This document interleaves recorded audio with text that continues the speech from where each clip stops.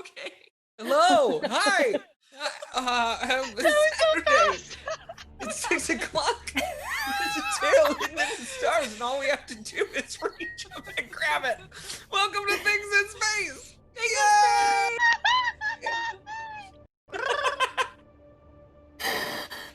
And can we do it again?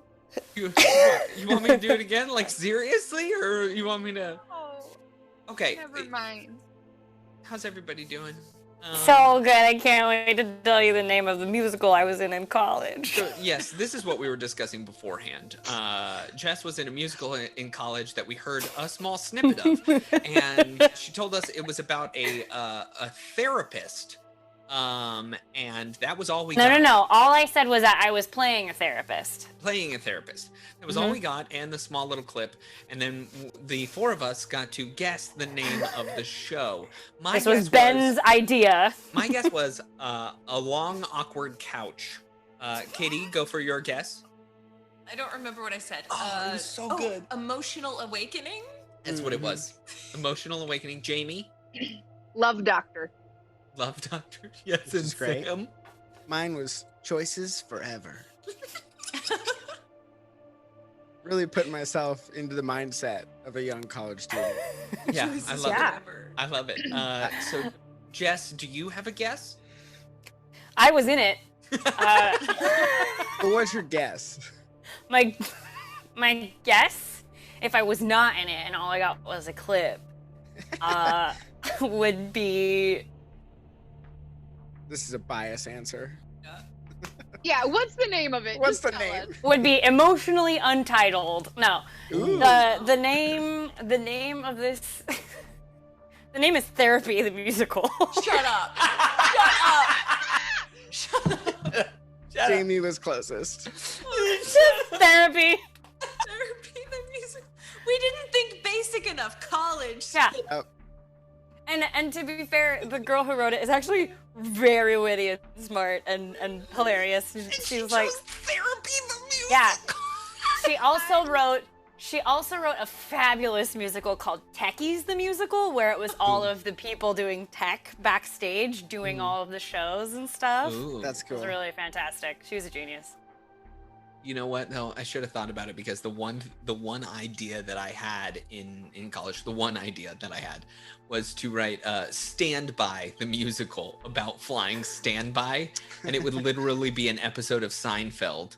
But never leaving the entire You airport. say that like it didn't start to happen because We wrote if I 2 remember songs. correctly, Spencer wrote more than 2 songs. No, we wrote 2 I songs. alone recorded 2 songs for him. Yeah. Okay, and that's true. Spencer, I mean, we all know, wrote like 7. Yeah, Ben. man, Yeah. Spencer. We all know Yeah, Spencer. definitely. We had the Spencer. song He also- Hurry Up and Wait, which was fantastic. Oh, yeah. We had the song I Wanted a Big Dog, because true. one of the characters was always carrying around a little dog. And then we had a song called I Love the Crane Game, which I don't think had any relation to the show in general, but we loved playing the crane game. What's the crane See, game? If I was writing on that musical, I would have a song called She Broke Her Leg. Yep. And then and it's like Standby's really excited because finally Oh, gets to see? go on. Okay, That's I so see. smart. I see where you're going. It's my chance.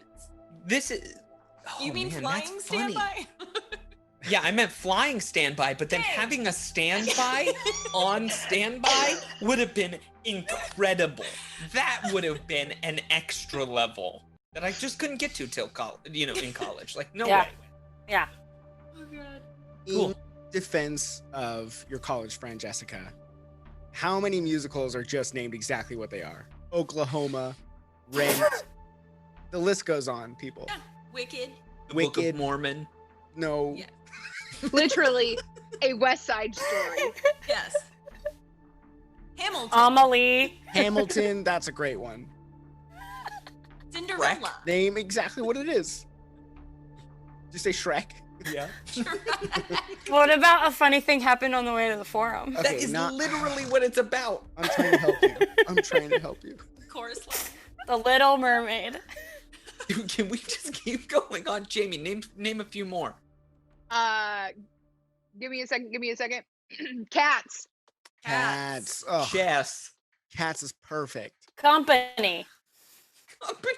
because they are in a company. Wait, Sunday in the Park with George. Ooh. The real question is, can we get one that it does not have Ooh, it? Because now all like, Sunday in the Park with George. 42nd Street. Wait, one that's a name that doesn't have anything to do with it? Yeah. Does it have anything to do with it, or it doesn't? just- Isn't like exactly what it is? Yeah, a little bit of avant-garde. Maybe it speaks to it conceptually or emotionally. Something rotten. Ooh, that's a good one. Thank you. How to Succeed in Business? But he reads the book, How to Succeed That's in true. Business. So Chat says Grease Annie. is a good one. Grease is a good. Grease is a great one. Les Miserables. Yeah. Annie, which has clearly nothing to do with Annie herself. They never say Les Miserables in Les Miserables. It's That's true. That's They true. It don't, should but be they titled are all Jean miserable. Valjean. Okay, let's get Crossbones into this, says- shall we? Oh no, Jamie, go ahead. Go ahead. Come from away. Come from away. There you I have go. that T-shirt right over here, actually. Oh my goodness, if you pull out a Come From Away t-shirt in like 5 seconds, I'm gonna be She's very going to. upset. Mamma Mia has nothing to do with mamas, except for Ooh. a mama, I There's guess. only one mama. Should have been called Finding My Dad. I don't know. They exclaim a lot in that musical. I mean- Always say, Also, fun trivia. The girl on the poster is not Sophie, any Sophie, at all in the musical. It's a random picture of a girl that the guy that got hired for the poster found. Wow. I mean, rent, they never pay rent, so it's not really about that. oh, Rent, come rent, on. rent, I give up on this game. But everything is rent, Ben. Everything. Wait, No, right? Everything. wait, guys, I have an idea. Oh boy. Oh boy, Jess. So my friend Natalie also wrote a musical. The last one she wrote, at least when I was with her in school, Uh-oh. was called Bad Ideas, the musical. And it was about people trying to present a musical to producers, and it was like, and they were like, what about this one? What about this one? What about this one? And they're like, no, this is terrible. And they're just a whole bunch of bad ideas. So let's, throughout the game today, see if we could come up with all of the bad ideas she had.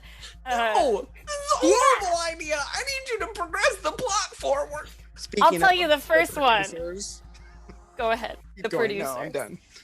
The very first one to start was Sophie's Choice, the musical. Oh, no. boy. All right, let's get into a little bit of a recap, shall we? Let's talk about what happened last time.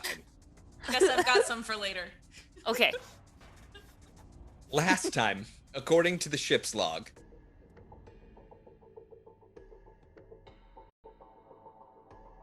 The crew of the Scourge stumbled upon a standoff. Seeing through the holographic wall that had been hastily placed as a barrier, the trio of Mog, Nono, and Abedzagak wasted no time getting into the fray as soon as Captain Phoenix was pulled into the unknown room. Upon entering, the group finally connected some dots. Model 392 hadn't slipped away because they discovered an important clue. They were absconded by the nefarious gang of troublemakers called the Bloodshot Thugs. After fighting the Ikeshti for so long along their path to finding the stolen information from the Deep Cultures Institute, the group saw all remaining members of the gang. But before Mama Throsh or Big Tola could say anything, the heroes attacked. Mama Throsh was still adamantly working on Model 392, although it did seem like frustrating work for the mechanic. Nono had simply done too good of a job coordinating everything that it was too difficult to get the android out of balance again. Big Tola ferociously took the brunt of the assault after letting go of Captain Phoenix as Abedzagak stepped up to the taller Vesk and attacked. It was a death match that any Vesk on Vesk Prime would have paid to see. It was time for the reckoning of the Bloodshot Thugs. The two traded unarmed blows with unarmed blow as the claws of the Vesks came out. Mog wouldn't stand to be left out of the action and attempted to subdue Big Tola with fatigue. Mama Throsh was angry enough to fight as well, and her minions continued firing. She sacrificed one of her amazing weapons overloaded with batteries as a grenade. The fight was at a stalemate, but Model 392 regained composure and joined the fray. Captain Phoenix stumbled away from the tremendous amount of enemies and released the torrent of force welled up from the different dimensions she drew from. It smashed one of the Akeshji so violently against the back wall that it died. Mog, after many failed attempts to fatigue Big Tola, aided Abedzagak in every strike. But after Big Tola mocked the show Vesks in space, Abedzagak learned that there was much more power inside the angry Vesk. That seemed to be going around as Captain Phoenix pulled out her puny needler pistol, only to find out it did substantially more damage than originally thought. Nono continued the fight, but must have been thinking about Mims too much, holding on to yet another pheromone grenade too long. Nono and Model 392 were subjected to the toxic smells, but it didn't last long. And after they were out of it, Model 392 walloped Big Tola, killing her and turning the tides. The remainder of the fight barely lasted another 30 seconds, as Abedzagak started to mop up. They quickly struck down the remaining Akeshti and then rapidly put Mama Thrash through the plasmic barbs of their Dashko. The beleaguered party couldn't go any further. They needed rest and respite from the horrible dangers they faced within the EOS Athletics Club, so they called on their newest ally, Kushu, who showed them to a nearby locker room. As they eased into sleep, the group couldn't help but wonder what more was in store for them. Awaking the next morning, the crew of the Scourge found that the steam mephit had guarded them all night and that he had done some reconnaissance. Now, no one was on this level anymore, and the spacefarers could walk freely. Except, he warned them not to go into one room, which they entered without a second's delay. That's fair. Captain Phoenix brazenly walked into the aforementioned room. Model 392 wasn't going to leave their newfound captain and soon followed behind. The two took a peek inside the cool sauna-like chamber, but found no oddities until a host of whispers echoed through the room. Soon, the facility felt like it was bathed in harsh radiation, and the only relief was the icy bath beside them. In fact, the haunt had compelled its victims into the freezing waters, which burned away at their skin. Mog jumped into action. He entered the room without fear and focused his energy on pulling the two crewmates out of the waters. Model 392 quickly came to their senses and attempted to help as well. Captain Phoenix was stuck in the rut of the painful radiation.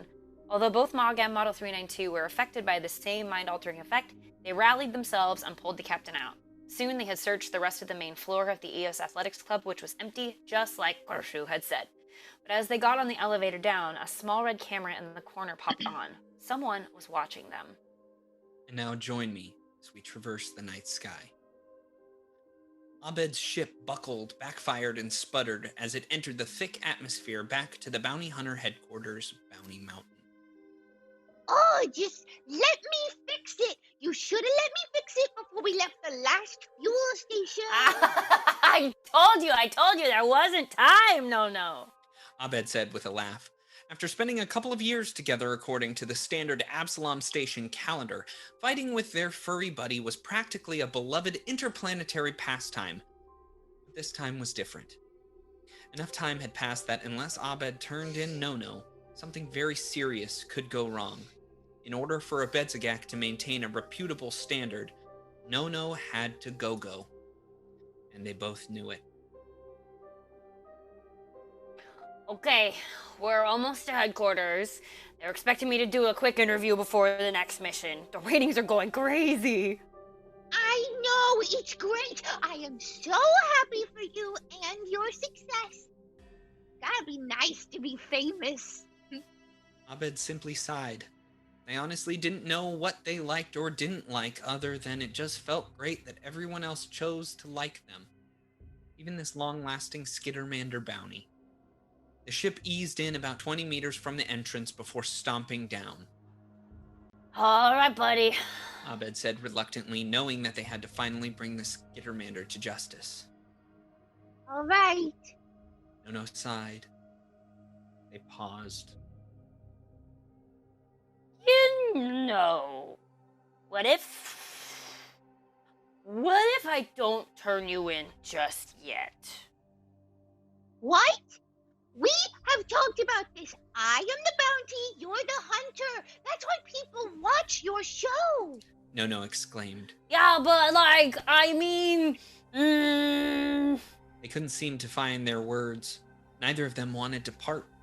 Nono's eyes twinkled as they landed on the camera drone, when suddenly she got a brilliant idea. Wait, I can't believe I didn't think about this sooner. You're sure you're a You're sure about this, Abedzagak? You're sure you want to hang out a little bit longer? Positive. Abed said. Give me that camera! Nono yelled. Abedzagak nabbed the drone unit. Nono sat staring in the lens of the camera for minutes on end as if it were a window to the drone's soul. To her, it was. She pulled out a battered napkin. Numbers 1, 2, and 4 had been crossed off with varying inks, oils, and who knows what liquid that third was. All that remained was 3, pay my time. 5, now no one will be mad anymore. 6, tell Scriff what a good boy he is. Added later was teach him hide and seek. And 7, help Abedzagak. Period. If, like she hoped when she crossed off number 2, Mata and Pata had seen her on Vests in space, then maybe they could wait just a bit longer. It had already been 20 or so years Nono couldn't remember, and if they hadn't seen her by now after being with Abedzagak for over 2 years, they could always find her on reruns. But now number 3 and number 7 seemed to be impossible to accomplish. If she was turned in, how could she keep helping Abed? If she stayed with Abed, how could she pay her time?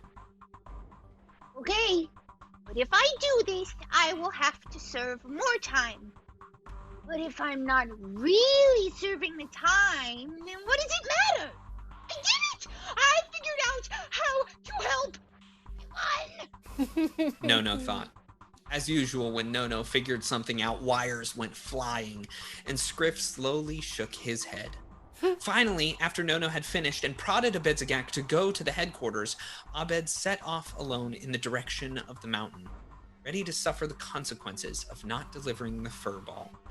Nono, however, remained behind, calm as cool water.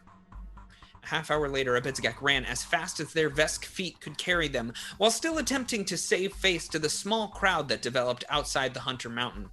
They turned back and gave a wave, signed a poster, and then a hat as the small camera drone trailed close behind. Finally, they clambered back into the ship to find Nono on her belly, her little legs kicking back and forth like a high school teenager, a proud grin on her face as she reviewed the day's footage. Abed looked at the camera. What did you do? Abed was in shock as to what had happened inside. Come here!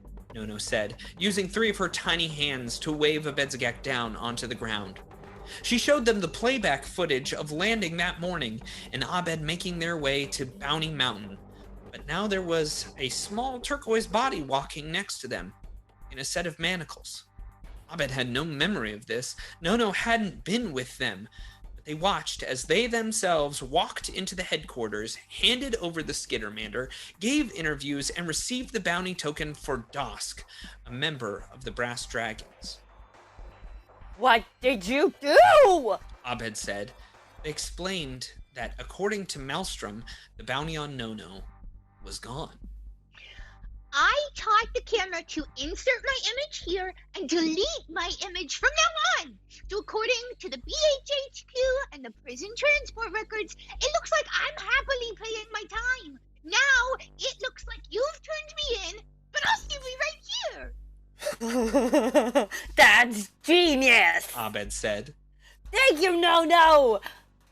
Wait, so that means every time I talk to you, I just look like a crazy Vesk talking to myself. Nono hadn't thought of that. That's a good point. Maybe this wasn't a good idea. Are you kidding? Abed jumped up excitedly. Just when the viewers thought I couldn't get any weirder, now I have voices in my head too. Just think of the ratings. And Nono crossed off number 3. Pay my time. Time passes forward as the pair continue to no avail to find their bounty Dosk. We quickly pass to Far Portal Station. We see the incident with the fire whale and the ship from within Far Portal, yet no Dosk. We see Far Portal descend into the sun and the group's trek to Asana Town, yet no Dosk. We see all the incidents around Asana Town and in Corona, yet no Dosk. It gets to the point that a viewer might wonder if the bounty hunter and their friend are even looking for their bounty anymore. But someone is watching as the crew of the Scourge descend into the lower level of the EOS Athletics Club. As the metal box rumbles down, what do you do? We read comments! Bonnie, we read comments! Aw. Bonnie, you did it. Wow. You did it, Bonnie. Did it. Speaking of, where are you? I'm Mrs. Claus. This comment made me laugh, and I tried really hard not to laugh out loud during that. I story. saw you react. It's Lucas Martinez wrote, MTV Pimp My Ride the musical. And then the song would be like 6-inch monitors. We gave you 6-inch monitors. It's so good. I also forgot since monitors was such a thing. That would have been memed so hard if it came out. That's all so funny. Nessie of the Lake called Ness says, I'm wearing my fuzzy house hoodie. It's black. I'm pretending I'm a black Skittermander. That's adorable. Oh, that's Approved. awesome. I have Penguin Witch Doctor throwing shade right off the bat. Wait, what? Ship's log. Ha ha ha ha ha. Funny. So Gary funny. K532 said, "Wake me up before no a go," Wake me up. which is a song reference. Sarah BC1 said, "Dang, sometimes Ben sounds like Will Wheaton," which Is that a good thing or a bad thing? I don't know. I think it's a decent thing. Okay, I'll take I it. think it speaks to your energy because I feel like that's where I see it. You know what? I'm gonna take it as a good thing and say thank you so much. And if it's meant bad, I'll never know. Such a Will thing to say. Wowza. We have been followed by NC Teeter, Pagu 9700, Raven Wolf, and Falchu_NL. Those follows. Reminds me of Falcor, so I like that. I like that name. I love that movie. Fractured Avatar has donated $11 and asked for a Mims read. So Oh, Jamie, boy. would you like to read that one? I'm not Mims. Yeah. Oh, I'm Mims. sorry. Goodness gracious. Oh, okay. Sorry, guys. For the all the way we officer Mims voice. Shed no tears for I actual officer Mims am Neo, so set a place for me so I can hear all of the cool things you've done this year. I come bringing holiday cheer. Here's the choice of the goodie basket. Med AI for the PC with the least gear. So who is the person with the least doodads I mean, on their Moggity God. mog. No, I was gonna say it's got to be a Bedzagak. Why? I have a jetpack. No. Oh, Bedzagak has like 18 weapons. Yeah. Yeah. To rephrase. Mog. It's gotta I be meant Mom. Jessica. I thought we were talking about the people, not the characters. No, Oh, you definitely mean the me as a character. human? I need all the things as a Yeah, human. Jessica has nothing. It's either Katie or Sam because they're both casters. True. I have a it stick to and a Mog. robe. Moggity mog Give it to mog mog. Mog. Yeah, I at think least it know is names, Mog. All right, so Mog you get the man. Med AI there, Sam. Congratulations. And then Sarah BC1 has donated $115, a Med AI for the table, and a good Wild Magic for Katie. So Katie, Huzzah! I need you to roll me that D20. Okay. So kind. 11. That's my lucky number. 11. Okay. While you're looking that up, Ben, Fractured Avatar in chat said, I meant like donation goodies. Well, luckily, all but Jess were pretty even in donation goodies, so Sam still would have won. Yeah. Positive Still got- Character said, it is a walking mobile Hanks outlet, and that makes me laugh. True. Okay. So, Katie, this is what happens. You're descending in this elevator, and as you're all packed into this tight elevator, this black hole opens up over the top of you, and a firework pulls down and pops in front of your face, and it says, "Try this TARDIS sauce." This I'm is mad. a blue condiment container shaped like a square police box. Inside is some delicious smelling tartar sauce. And then. I mean, You have tartar sauce in a TARDIS box.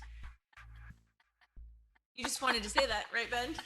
Well, I don't tell you what you do with the TARDIS box tartar sauce, but if you want to do I it. feel like an hour from now, you're gonna be in the middle of your turn, and Ben is gonna pull some DM crap where he goes like, "You feel some compulsion to look at that box again," I know, right? because he's giving you no reason I to mean, do anything with it. It's a good wild Metagaming. magic. Mims Yeah, was also a metagaming- good wild magic.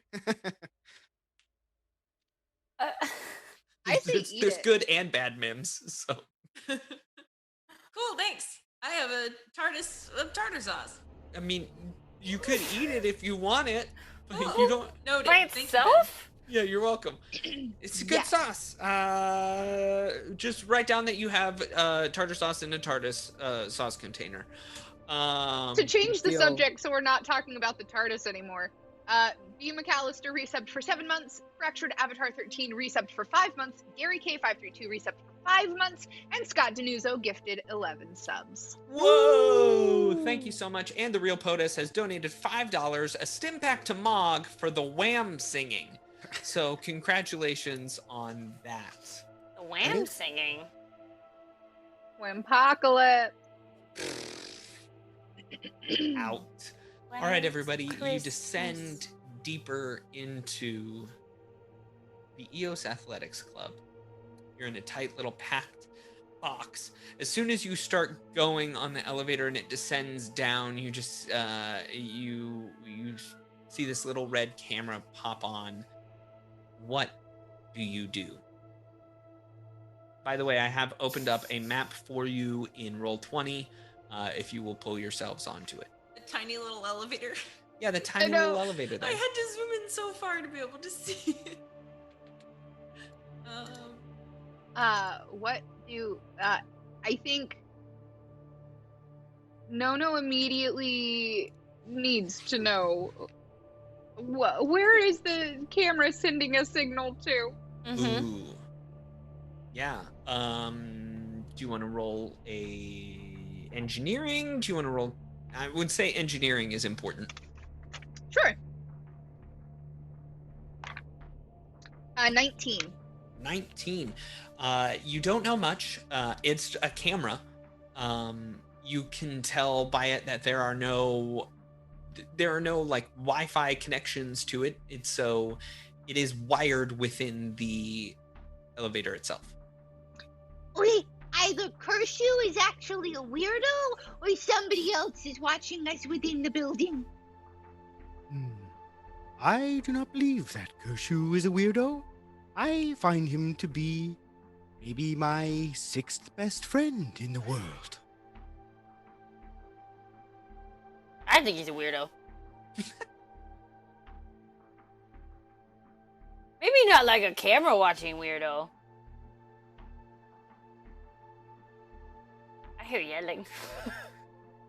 It's at this point that the elevator descends and hits the bottom, and the door just opens. I take a deep breath and swallow the phlegm that's constantly in my mouth. Preparation. Okay. I step out. All right. Well, So I look for ground first. Because Okay. I'm not going to be one of those foolish people who at the doors open and you just step and fall. No, I look for ground. There's definitely ground. So you find that you are stepping onto solid ground. That would have been a good tricky little trap right there. However, as soon as you step out of the elevator, you just see these two. Well, let me read it to you. The earthly stink of hot concrete fills this stark room. Overhead, a bare red bulb illuminates the area. A steel door labeled Supply stands closed to the north, which is up further to your current right. Controls blink softly next to the elevator door. A short weapons rack squats to the southeast. But as soon as you open the door, Captain Phoenix, you hear a... And right off the bat, two sentry guns that fill the hallway, one in the very north and one in the very southern alcoves, whir to life and begin firing all over the place. Let's roll initiative.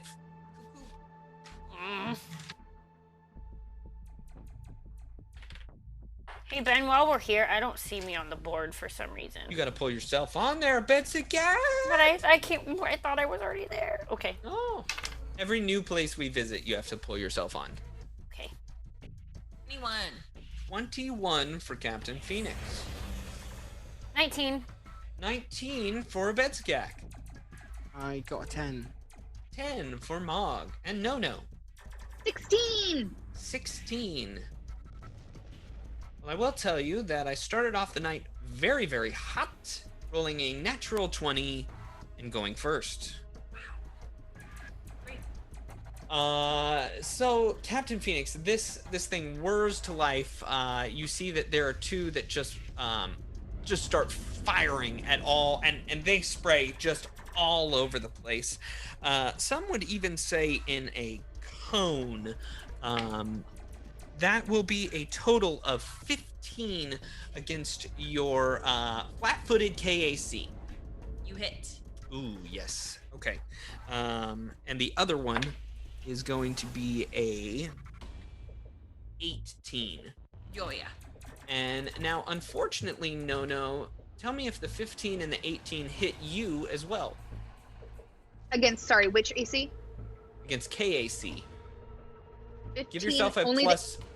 Give yourself a +2 to the 18 because you are in soft cover. Then no, nothing hits. All right, so No is able to dodge out of the way, but Captain Phoenix takes the brunt of two sentry guns that fire upon her, taking 11 points of piercing damage as these guns just start firing, and you see they are prepared to do more. Captain Phoenix, it is your turn. What would you like to do? I'm going to step back into the elevator and close the door. Is there a button to close the door? All right, so you step back in and you press the button to go back up to floor number 2. I don't want to go back up, but is there like a closed door button? Sure, you press the closed door button, and now, as you're pressing the button, power seems to be shut off from said elevator. Do I still have another action, or is pushing the button my action? You can have another action. I want to pull out my pistol Okay. and basically just point it up at the red light in the corner of the elevator, and I'm going to shoot the camera there. Cool. Go ahead and take a shot at the camera.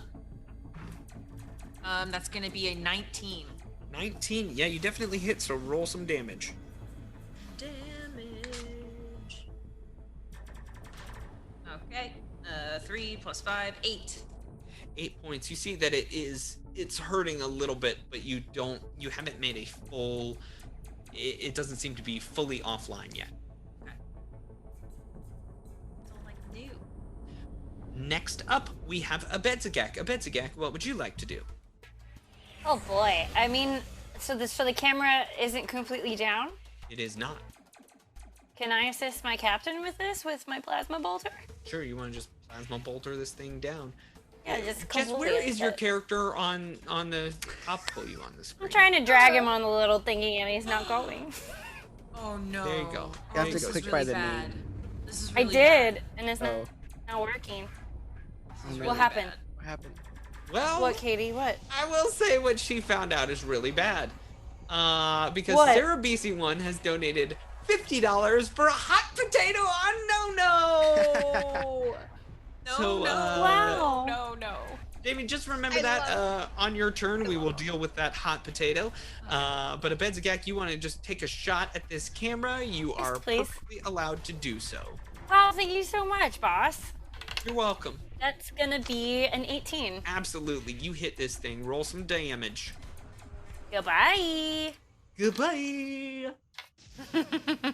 Gonna be 4 points of damage. 4 points of damage. You see that it just bounces off of the thing. 4 point. Jess, did you Yeah. add your weapon specialization? Are you adding your level to your damage as well? 8 points of damage. 8 points of damage. as this camera just bursts and does not function anymore. Congratulations, you have destroyed the camera. Yeah. Congratulations, I know how to play D&D. This is Well, we're not Starfinder. playing D&D. Maybe that's why it wasn't working. Wow. Should I have said RPG? Would that have been the right yes, way to that put would have it? been better. Yeah, that would have been more correct. The DAP network in no way is representative by Jessica's comments. My little window just explodes. Like, goodbye. We love Paizo and respect the GM over DM terminology. Right, yes, absolutely. Wait.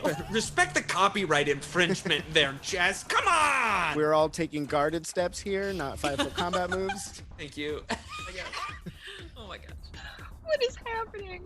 I've All the been in monsters this come game from the Alien since Archive, Sam. Yes. Thank you. Okay. You guys haven't guessed a Bad Ideas musical yet, so. Alien Archive to the Bad Idea musical. Holocaust. Jess, would you like to move? Would a Bedzgag like to move anywhere? Nope. No, just stand in there. Cool. Mhm. No, you got a little friend that comes and joins you as a black hole opens up in the sky and a grenade falls out of the air. Let me see. You are all level 4 here. Yeah. Okay. So this grenade lands in your hands, and you're just looking at it, and it looks very mechanical in a sense, and doesn't seem to do a whole bunch. It just doesn't seem to have a huge explosive property to it. So you're very, very confused. All right. And it is currently in your hands. Okay. Nono looks at this grenade and starts rumbling in one of the saddlebags on rummaging in one of the saddlebags on Scriff. And as she does so, she looks over at the captain and goes, Okay, how many are there? 2. Where are they? The corners. Oh. Opposite corners. Yes. and she pulls her hand out and she's got 2 grenades now. Okay. Can I throw 2 grenades? I mean, technically, we said that the Is a free action. is a free action. The so hot potato. Hot potato is a Okay. free action. The other grenade is perfectly fine. Yeah. So Nono as Okay. a Skittermander could throw 8 grenades? That is not 6 how the grenades, game 6 works. grenades. I have given the free Technically, I action. can hold 6 hands worth of weapons. I just If can she only had- attack the normal number of times. If 6 hot potatoes were dropped on Nono, I would allow 6 chucking of grenades. I want But that will all never the hot happen. potatoes. So No, that because what happens if all 6 get thrown right back in the elevator with us? I would talk to Mims for so long. Oh, no. Okay. 2 grenades. Okay, Cap. I got him. Ready. Captain to open the door back up, and I'm gonna cross-chuck these grenades into the corners of the hallway. The door never closed. Yeah, the door Oh, didn't close. never mind, Captain. You're so far ahead of me. My brain sometimes. And she just chucks the grenades. Perfect. So you chuck both grenades into the corners. Why don't you roll 2 attack rolls?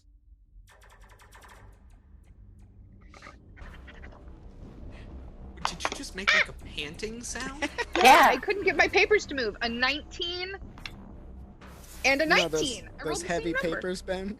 Oh yeah. Hey, it's my laminated paper. That's true. Yeah, it's laminated, guys. You both of those just smack into these sentry guns. They just kind of clink against the metal, and then they sit there, and they wait. Okay, wait, no, I threw an actual grenade. Yeah. So Oh, it goes explodes. kablooey. Yeah, it explodes. Congratulations. Thank you. It was a screamer grenade. Okay, great. So it screams really, really loudly. For 10 points of damage. 10 points of sonic. 10 points of sonic damage? Yeah. Okay. Cool. Cool. All right. You did 10 points of some damage to him. All right. We continue along. It is now Mog's turn. Mog, what would you like to do? I would like to take a guarded step into sharing a space with my captain. Ooh, technically cannot share spaces. What? Hmm. We're allies. We're besties. Yeah, but like it's COVID, man. You're in Corona. Gotta stay. Oh, 5 feet now away it from everybody. matters. Goopy, Ben. He's goopy. I'm goopy. Yeah, It you doesn't know, make like him those things that like slip in your hands that you Yeah, try to hold, but you that's can't Get quite out hold on of to here! it. Would You fit. suck. You all suck. You cannot share spaces. Fine. Make him roll a goop check, Ben. Yeah, goop check, Sam. Goop check. I'm rolling. Add all your goops. I roll an 18. That Plus is a my fantastic- goopiness is a 38. Everybody gets goopiness all over themselves. No. Coveting goop. Fine. If I can't share a space with my captain, I guess I'm just going out. I'm Okay. gonna step all the way into this hallway, essentially exposing myself. I want to keep my body as close to this little corner as I can, and Okay. keep my eye mandibles are still hidden behind the wall, Okay. as scary to see. And then I want to Oh. shoot in using harrying fire to Okay. try to distract these turrets, essentially, and give my Okay. teammates a bonus to hit it. All right, roll your attack roll then. So I need to hit an AC 15. Okay. I like it. I rolled a nat 1. Well, if it helps, you do have an extra action from 88 Riddles, who is the Bitbox battle Thank you. box. Thank you so That's much. a critical Riddle. fumble. Hopefully, Oh if I my don't goodness. shoot my eye off right now, I Okay. can use my extra. Ooh boy. Okay, so what kind of weapon is this? Is it an energy weapon or a kinetic It is weapon? an energy weapon. Okay, this one says. Oh boy. This one says, "Dang it." Reroll. Made me. Reroll the attack against a randomly determined target within your line of sight that the weapon can target. Dang Which- it! He's not facing us. He's not facing us. He said he literally kept his eyes I in did. the room. You're the only ones that he can see. All right, I have Oh. my D3. I'm gonna go 1, Four. 2, 3. What? Four. Oh, because I script. have You're two right. targets. You're right. You're right. Ugh. Don't one and forget 2. my other ally that I definitely don't want to shoot. Okay, well, we'll do a D5 because it could be Bonnie. It could be, we never know. So a 6 will be a reroll. 1, 2 will be No, Scriff. Captain Phoenix will be a 3. Abedzagak will be a 4. Motto 392 will be a 5. 6 will be a reroll. It is a reroll. And then it's a no. No. Take your no. shot, Sam. Reroll. If you crit this one, though, oh boy. Dude, I'll be so upset. He's so slippery. Okay. 11 plus 3 is only 14. 14. Does that hit your EAC? No. No. Okay, well, what happens if I have a stim pack that I really What? want to have into this? You're I gonna don't Wait. have a stim pack. You said stim packs were not shareable. Yeah. but Yeah. That's fair. Ooh. And I don't have a stim pack, so there you go. You're fine. You have 2 extra actions You from don't Crossbones shoot and no. Scott Denuzo. You're harrying. Oh, thank you, Scott Denuzo, giving me the extra action. And thank you, And Crossbones, Crossbones. for giving me the extra action. I really appreciate it. All right. So the shot misses. You're now out in the open. And now it's the top of the round, in which these grenades. Well, I mean, the grenades already happened. These sentry guns take shots, and fortunately, they are able to hit perfectly against the one to the south. Has 2 perfect shots against Captain Phoenix and Mog, and one with soft cover to Nono. The one in the north has perfect shots on Mog and Nono, and soft cover to Captain Phoenix. So this is the one to the south, giving Nono a +2 to this AC to this shot. It's not very good. It's a 13. to hit. So that would be against your KAC. No. She just, like, after the shot from Mog, she just full front, like, grabs the saddle of Scriff and is just waiting down there to make sure nothing else happens. So no. How about you, Mog and Captain Phoenix? Does a 13 hit your KAC? Yes. Ooh. All right, so Mog is getting the hit right here. Ooh, with 8 points of piercing damage as this just strikes true and strikes hard. Now the one to the north also fires as well. This one is going to have its attack on Mog and No be perfectly fine, and then a +2 to Katie's AC for Captain Phoenix. That's a natural 20. Oh boy. All right, Sick. critical hit deck. Here we go. Who was it again? It's an automatic All of us? firing shot. Oh, So it's all of us. it's a Dang. cone, and I don't have to roll anything but one attack. Surprise opening. The target provokes attacks of opportunity from all threatening opponents. Okay. That works doesn't out. make any sense, and therefore I will still take my double damage and call it good. How about That that? makes sense. If they had like an ally that was threatening us, that person would get an attack. So would you say that the other turret gun gets an attack of opportunity? No, it's not threatening. No. It's got a ranged weapon. It's got a No. ranged weapon. Nobody said it. Fair. Oh boy, yikes. Jesus, Ben, That's a come total In of 16. D&D, the lesser game, maybe they would have gotten away with it, but not this. Wait, hold on a minute. Thank Just you, kidding. Cody, who is just saying crits on automatic weapons or cone weapons can only crit the first person it hits. Therefore, Mog is the only person that receives double the damage. Oh my and so god, Mog. for both Captain Phoenix and No, probably Scriff too.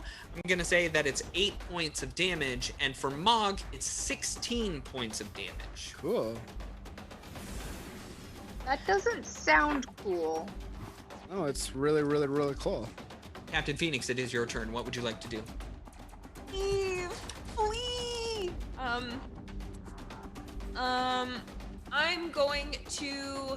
I have my tactical needler pistol, so I'm Yes. going to just raise it straight up in between No and Mog, and I'm gonna shoot the turret. Okay. The southern One to the turret or south. Yeah. Okay. Take your shot then. Okay. Here we go. Ooh! That's what Yes! There you go. I needed it. Okay. So that's a 25 to hit, That hits. and I double damage, right? Yes. Here we go. This is a energy weapon, correct? It is. So Yeah? Wait. I don't know. It says analog. here's what I'm gonna do. I'm gonna say that this is just it's an analog. Neither of these top ones make any sense, so I'm gonna go with the extreme blow one at the bottom. Ooh. And I will say that it's just, man, it makes a huge clang and a huge shattering noise as it hits into this sentry gun, and allies within 60 feet regain stamina points equal to their level. Me too? Oh, Does it boy, count oh for me boy. too? I would say yes. Woo! Okay, first of all, I like the critical success deck when it works in my favor. Second of all, I am very grateful that not only did I roll a nat 20, but I did roll max damage. It's only a d4, but that's going to be 9 points total of damage, but then I double it, so 18 points of 18 damage. points Wow. of damage. And we all Nice. get back 4 stamina points. Well Perfect. done, Captain. Yeah, it just clangs so hard and rattles around right into the nozzle of one of the guns, of one of the barrels. It's very inspiring. Then, perfect. Oh. Would you like to move anywhere? Yes, I'm gonna take a step backward toward the back of the elevator. It's a fair choice right there. Fair choice. Sorry, Mog. No. On your turn, the grenade that you have thrown to the south explodes. Sorry, did we skip a Bedzagak this round? Bedzagak, it is your turn. Oh, thank goodness, because I had a plan. Okay. I would like to say, hey Mog, remember when you were a slippery slug alien and I was a big leathery lizard? I almost said wizard. I'm gonna get where you are, okay? I would like to move Mog out of the way and stand in the doors of the elevator. You're basically trying to reposition Mog. Is that correct? Yeah. Okay, so this is something that I'll allow if it is what Mog wants. If he wants to struggle against it, that's a different whole story. But if you want to do this as your action is to step up and to flip him into a space, that will be your whole turn. Have you ever seen those toys, Ben, where it's like a little... It's like that. Is he too slippery? I can't get him to... Yeah, you can't... And I end up moving into your spot. I'm gonna say, hey, remember how you shot my best friend? Get out of the way. More on that later. Just trust me, I'm thick and leathery. You deserve to live. So, Alright. Where do I move to? I would say you move 5 feet into there, and Abedzagak has now put themselves in front of all of this damage. And I want you to know that I'm holding my arm out to the left with my red gun in my hand. Perfect. In front of the other door. Just so we're clear. At this time that your grenade that landed on top of you explodes. In the southern corner, you see this a shatter, and out of it comes this enormous Ifrit woman. She stands incredibly tall, flames licking her back. She has a glower upon her face, and she says,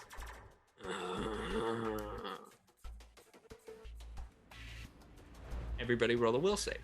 Wait, what? She just says, ooh. Oh no. 17. 17. 14. 25. Also, 25. Wow.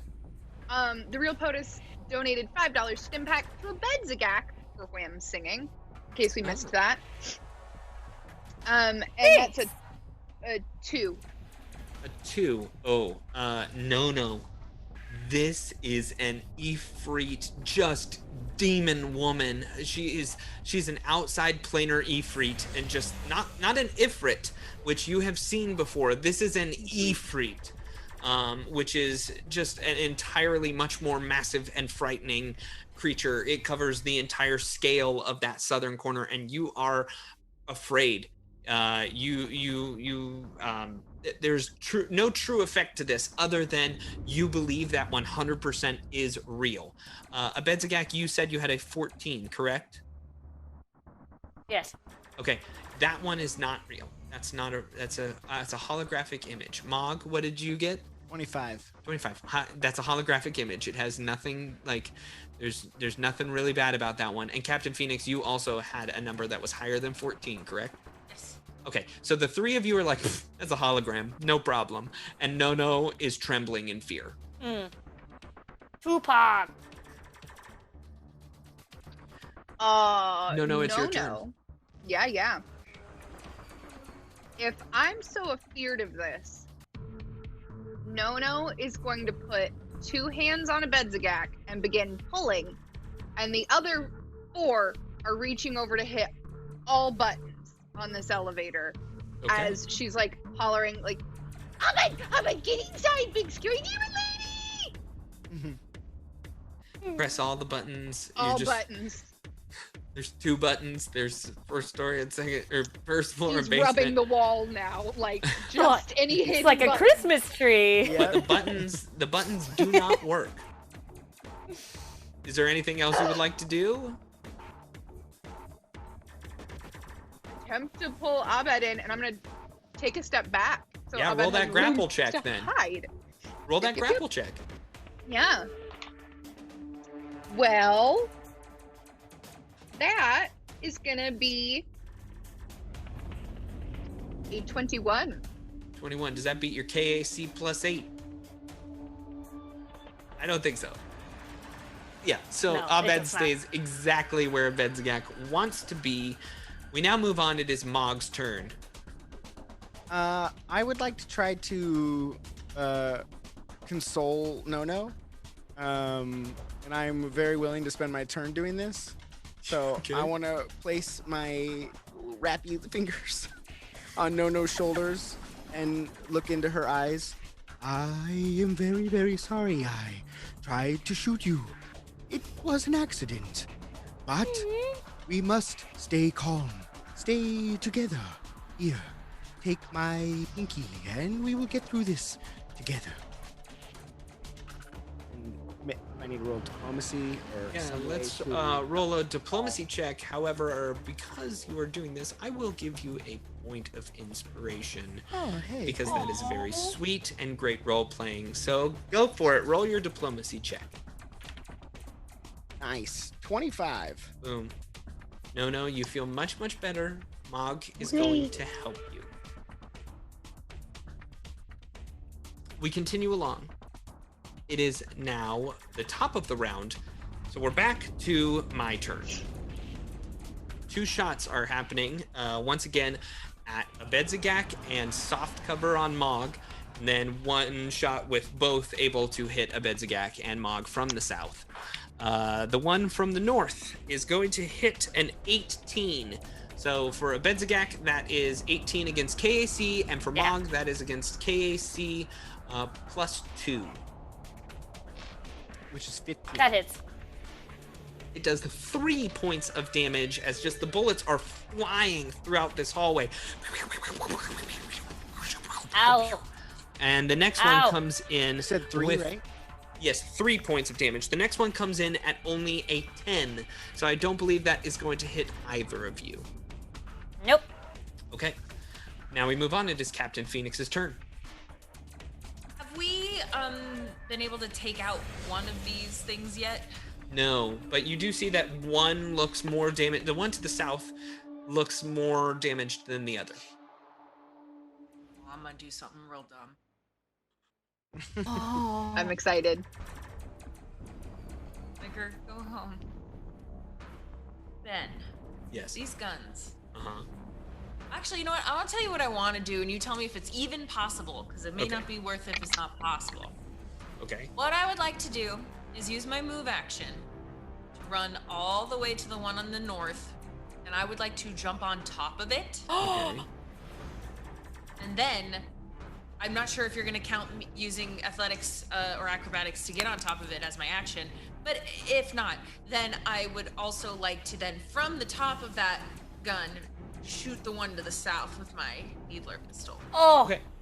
So Which will it look is sweet if this were a movie. it is 30 feet of Yes. movement. I will have allow you to move up to it and then jump onto it will be your action. Okay. I do have 40 feet of movement, just so you know. Okay, it wouldn't really change it because jumping on it, you're basically like grappling this gun. So I jump on top of it. Okay, you jump on top of it. Perfect. Please roll a grapple check. Ooh. So basically a melee attack. I love Penguin Witch Doctor in the chat. Ben, are these guns holding anything metal? 21. 21. You're able to get on top of it, but now that you're looking at it, you're on top of it. You might be able to move it next round, but you are unsure if the range of the bullets will be able to hit said other sentry gun. If you want to pull it out of the ground and make it work like that, then you would have to make another grapple check to like rip it out of its ground. She said she was using her needler pistol to shoot the other one. She's not trying to control it. Gotcha. I But understand. now I know the other one can't hit me from here, so. Thanks, man. You are on top. You're welcome. So thanks for that. You got but I you got will away shoot with a it with little my something. needler pistol. You got away with a little something, but I'll say your standard action was jumping on top of it. So Oh, next okay. round you can take your shot. That's fine. It can't hit me. It's a great Abedzagak, it is tactic your turn. for players. We're just gonna tell the DM, hey, we're gonna do this, and when the DM tells us that we can't do it, we're like, that's not what I was saying, and then change it, and we'll get more information in the process. Right. Yeah. Hey, I think you're onto something. Although I do There. have to say, Ben, that's an awesome idea. I should have thought of that. Go take To aim the control of the guns? turret gun Yeah. and aim it at the other turret gun. That's a cool idea. What was the Unfortunately, oh that's man, not what I was thinking of. what's the show that does that? Oh, I think it's Futurama where he's like they go and Bender's being chased by all the robots that are out to kill him, and he somehow tricks all of the robots to shoot each other. Did you guys watch Futurama? Okay, great. Not Let's enough move on. of it to know what you're talking about. Oh my goodness, it's so smart, and that guy is literally a time traveling human being. Okay, Betsygak, your turn. I have a question. Yeah, I have an answer. Actually, probably. I have 2 questions. How high is the ceiling of this 12 feet. room? 12 feet? Okay. And 12 feet bathed in red light. Cool. And this jetpack. When you imagine a jetpack, right? You turn it on and it blasts fire out the back, correct? I mean, one would assume, yes. Do you have any idea how far the range is of that fire in this jetpack? Like, does it go very far? I would like to remind you that you are literally carrying a flamethrower on your back, and you want to use the jetpack instead of the flamethrower as a flamethrower. It's cool if the fire comes out of her butt, Ben. I was not about to say what I was going to do. I was Fine. merely asking for clarification. I would say that a jetpack would not harm anyone within a 5-foot radius of you. Thank goodness, because all of your compatriots are near you. Okay, all right. So here's what I would like to do. I'm going to pocket that for later. Perfect. And I would like to step into this room, hover above using my jetpack, yes, Okay. about maybe, let's say, 8 feet off the ground. And I would like to plasma bolt the guy to the south Okay. while I'm hovering. So just with a jetpack, the standard jetpack, you have to land at the end of your turn. So Okay. you can fly around, but you land at the end of your turn. I did say it was 12 feet high, so you fly up 8 feet, smash your tall head against the ceiling, scrape it along to wherever you want to go, and then Ow. you take a shot with your plasma bolter. Yeah. To the guy at the south. Hang on, we might have had a stream stop. Can we confirm if Oh, this uh-oh. is true Yeah. or not? We're good. Uh-oh. Stream stopped. That's a quote I can get behind. Some people had a. No, I'm seeing us. We're Okay, still on. cool. We're good to go. Yeah, take your shot there, Bedzagak, and move yourself where you're wanting to go. Okay, cool. I just needed some imagery help. Okay. Yeah. I'm hovering like right about here. Okay.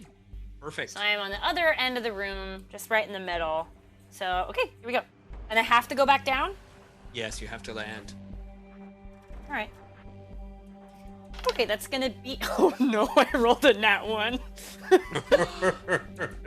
no. I hope I get tartar sauce and it just tastes bad. Okay. Oh boy. Oh man, that's real Whoopsie. funny. Sorry, guys. I'm gonna say, I giveth and I taketh away. So I did use the extreme blow one for Katie's because it fit better. And I feel like this one also on the extreme blow fits really well because you've just used your jetpack for the first time. No, I've used it like 3 times. Extreme blast off. You are thrown 2d6 squares in a randomly determined direction. You take What? no damage, but are knocked prone. So let me just see here where you're Does it gonna go matter? here. Does it matter that I have Kip up? You can do that next turn, but Dang for it. now, you are knocked prone. You fly back 3 paces, pretty much back to where you were, but you get your jetpack just shoots in a weird direction, and then you fly backwards in the same area in which you just previously were. That's your turn. Congratulations. Boy, I would like to yell. Thank you so much. Uh-oh, did I freeze? I look like I'm frozen. a little bit, maybe. But what would you like to yell? Oh, I would like to yell, I'm sorry, I'm learning how to use this! No, it's your turn. You're holding Mog's hand. Yeah. Goopily. I'm really gonna have to comb that out of my fur, but you know what? I don't care. Silent H did donate. Ben is gonna need some help tamping out these crits. 2 anesthetic darts. You mean crit fails? Because that keeps happening. No. while holding Mog's pinky, is going to pull out her tactical acid dart rifle and take a step forward. And it looks like Captain Phoenix has eyes on the one to the south, so she's going to aim to the north and take a shot. So you're going to shoot the one right underneath Captain Phoenix. Oh lord, don't hit me. Yep. And this is all while holding Mog's pinky. All while holding Mog's pinky. Are you stepping up? You're taking a guarded step up? Yeah. Okay. 24. 24 is a hit. And then, let's see some damage. That is 8 points of damage. All right. And we'll have Script take a couple shots as well. Okay. That's a 14 and an 11. 14 and 11 both miss. They just skip right over the top of this gun. You notice that as you shoot into this sentry gun, it seems a little bit harder than you originally expected. It's not soft, goopy flesh that just accepts all incoming projectiles. This is metal, and it has a bit of hardness to it. Before we move on, can I take a look at it and do a skill check, if need be, to know if this has the technological subtype? Yeah, engineering. That's a 28. Yes, it does. Okay. Well, that helps me. Okay. Mog, it is your turn. What would you like to do? I, still holding the pinky in one hand, will take a guarded step here. Perfect. Look back at Abedzagak and say, at first, if one does not succeed, we try again. And then I would like to point my sweet laser pistol at the south lowest turret and fire. Perfect. Take your shot. I shall. Oh. 7 total. Yeah, it misses. I know how to do it. Teamwork. Do you have an extra? You have an extra action, I think. You want to take another shot? Here's the thing, Ben. I want to save it. Okay, you're allowed to do whatever you want. It's coming.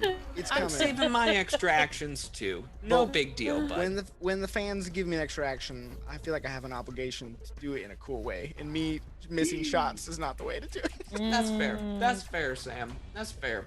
We move to the top of the round. It is my turn again.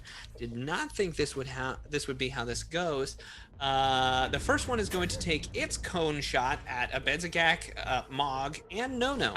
That will be that's a natural 1. Yeah. All right, getting into this critical fumble deck. Yeah. Now you get it, dang it. Me think me am okay. It takes a -5 penalty to intelligence. Like, what? That doesn't even make sense. Yeah, I mean, there's really nothing on here, so I'll say that it's going to, Captain Phoenix is on top of it. It is going to take a penalty of -2 to its shots, while Captain Phoenix maintains staying on top of it. That is a better one. Now, Mog and Nono, here comes the shot from the southern turret. We'll call it turret number 2. How about that? Mog, you're going to take a full attack from this. Nono, you get a +2 for soft cover. That's a 17 on the die, which is going to be a 25 to hit. Yeah. Oh, Yeah. cool. Yeah. You both will take 6 points of piercing damage as it flies through the air. We continue along. Now we are at Captain Phoenix's turn. Captain Phoenix, you're on top of a turret. Does it have any sort of mechanical parts to it that could be disrupted? Like, you know how when you see a normal, like, machine gun, you can, like, almost kind of jam it? Sure, it would require an engineering check to try and just what's with this thing. Second question. Can you stun something that isn't a creature? Can you stun a piece of technology? I don't believe so. Because I was reminded by chat that I now have this static arc pistol. So I Static cannot... arc pistol might work. Yeah? It's electricity damage. Okay. Okay, then I'm gonna try that then. I guess I'm gonna holster my tactical needler and pull out the static arc pistol. Okay. And shoot this thing where you'd expect the important bits to be. The one that you're right on top of, or the southern one? The one that I am. Hang on, thinking.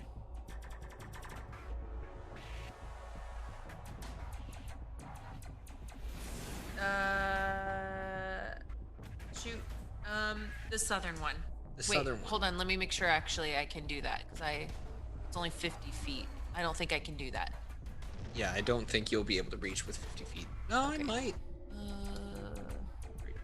Oh, it's exactly 50 feet. Ooh. Wow. Okay. Well, then let's try it.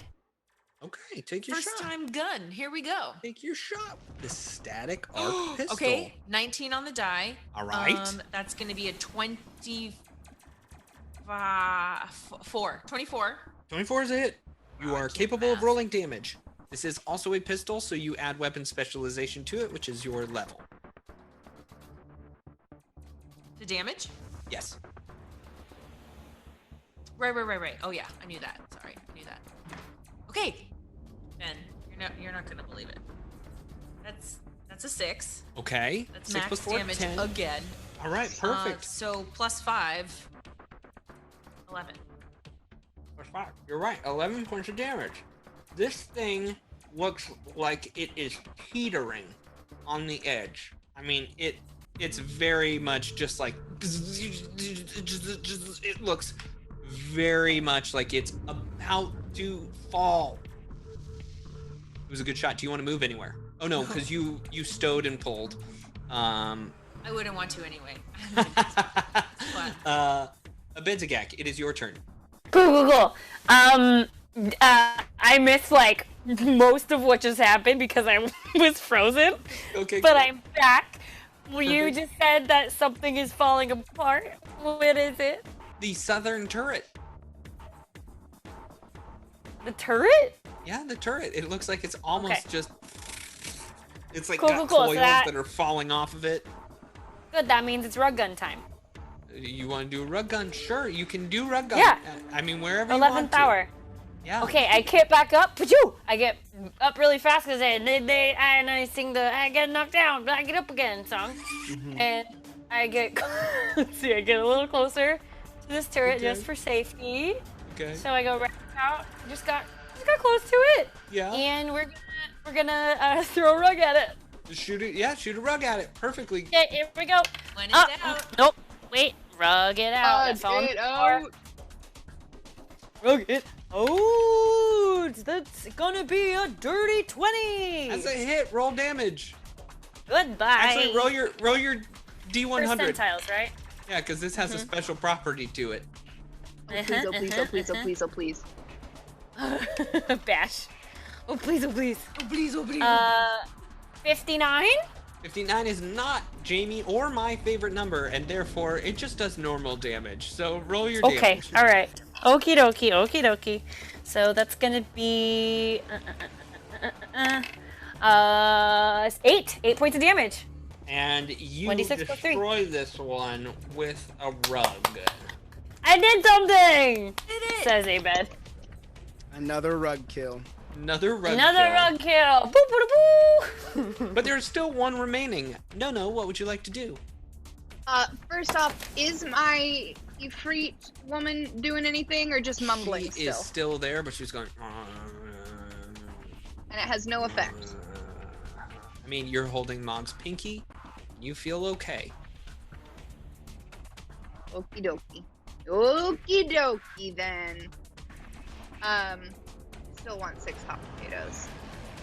But I'll take a shot with my tactical acid dart. Mog is literally rifle. standing right in front of you. If you haven't Well, noticed. you know, I'll take a guarded step up, Okay. and if I am leaning around him, using him as cover at this point, Perfect. is that an issue? No, now I'm appreciative of your description. Thank you. That Hey, that's a hit. Roll damage. You take your what pistol are you using, by the way? It's my it's not a pistol. It's my tactical acid dart rifle. Ah, okay. You're not using that sweet pistol that Mama Tharash had? No, because she blew it up like a grenade, and I haven't taken the time to fix it. She had 2, and I told you You didn't tell me that, and you didn't put it on the inventory sheet. Ooh. Otherwise, GM, I would use it. Whoops the doodle. So what Jamie Okey-dokey. meant to say is she's using that one. Mm-hmm. Right, so can I have been using that one since you failed me as a GM? Oh, now no. And plus 5 to attack I'm kidding. for your You didn't fail me. inconvenience. Yes, you can use it. I will allow Okay. you to use it. So what's my damage? Well, let me pull it up for you. I'm just getting it to you right there. I just dropped it into chat. It is the Thunderstrike Sonic Pistol. Is the one that you're Yes! looking for. I'm stoked about this. I just rolled a natural 20. Woohoo! Okay. Double damage, or you give me a card? I can get you a card here. The Sonic does energy damage and shock and awe. This target is staggered for 1 round. I'm just gonna say that it feels very weird to be in this position. This gun, it doesn't like it. There's somebody on top of it. It doesn't like how it feels, so it's staggered. Okay, do I double damage anyway, or no? Yeah, you double damage always. And this is a pistol, 11 points of damage. 11. That is not possible because you have doubled your damage and you double your weapon specialization. So you should not then end it's up with an odd 14. number. 14 points of damage is quite a bit more. Now this one looks like it is just teetering on the edge. It is almost gone as well. Griffy? Huh? Scriff. Yeah, Scriff can take shot. Do it, Scriff. That is a dirty 20 That's a hit. and a 17. Woo! Those are both hits. That's 2 points of damage with the first shot and 3 with the second. So Yeah, those you know. turrets just don't seem to be. Scriff's weapons just don't seem to be piercing through the hull of this coil gun. Mog, it is your turn. What would you like to do? Come on, Mog. I must get this. I'm gonna roll. Look, and point that gun real good. And attempt another Can Harry. no, Go ahead. I was gonna say Nono's gonna take one of her empty hands and just like from below and around him lift his hand up a little higher. It was definitely too Let him low shoot. before you helped. What? Aw. Okay, take your shot.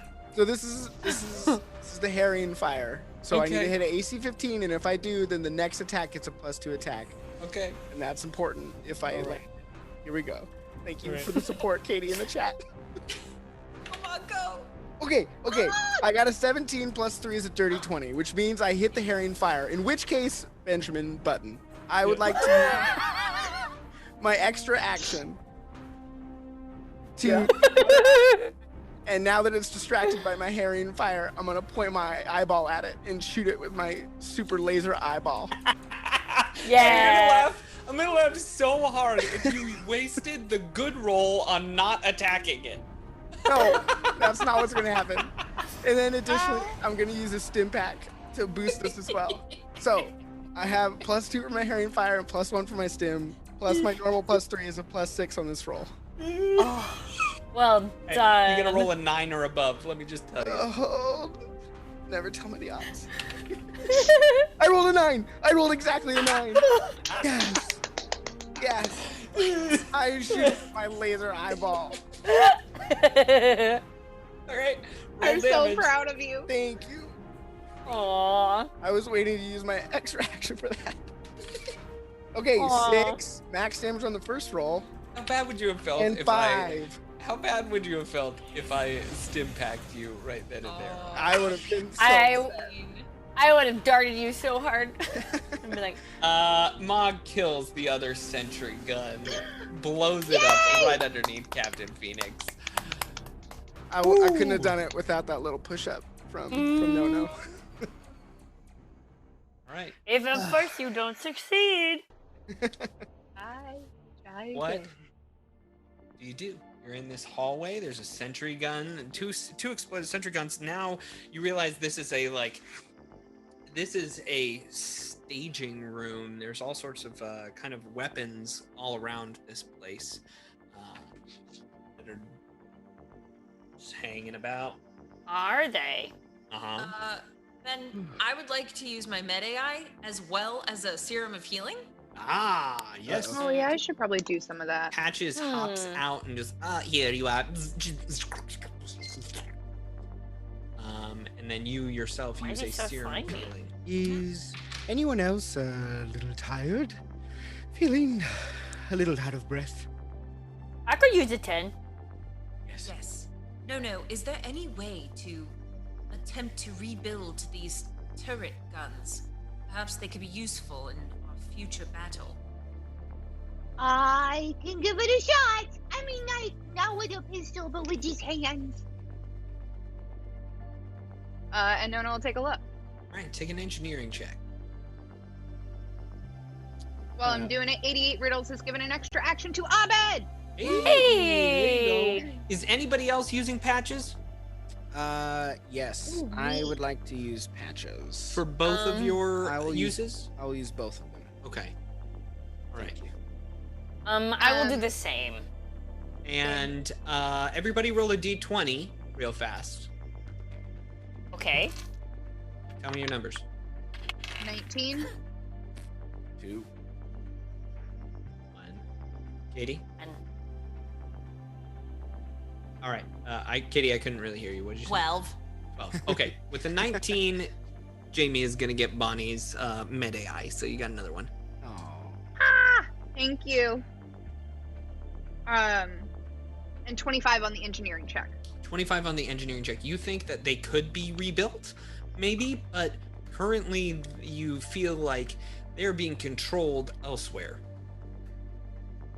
Can I...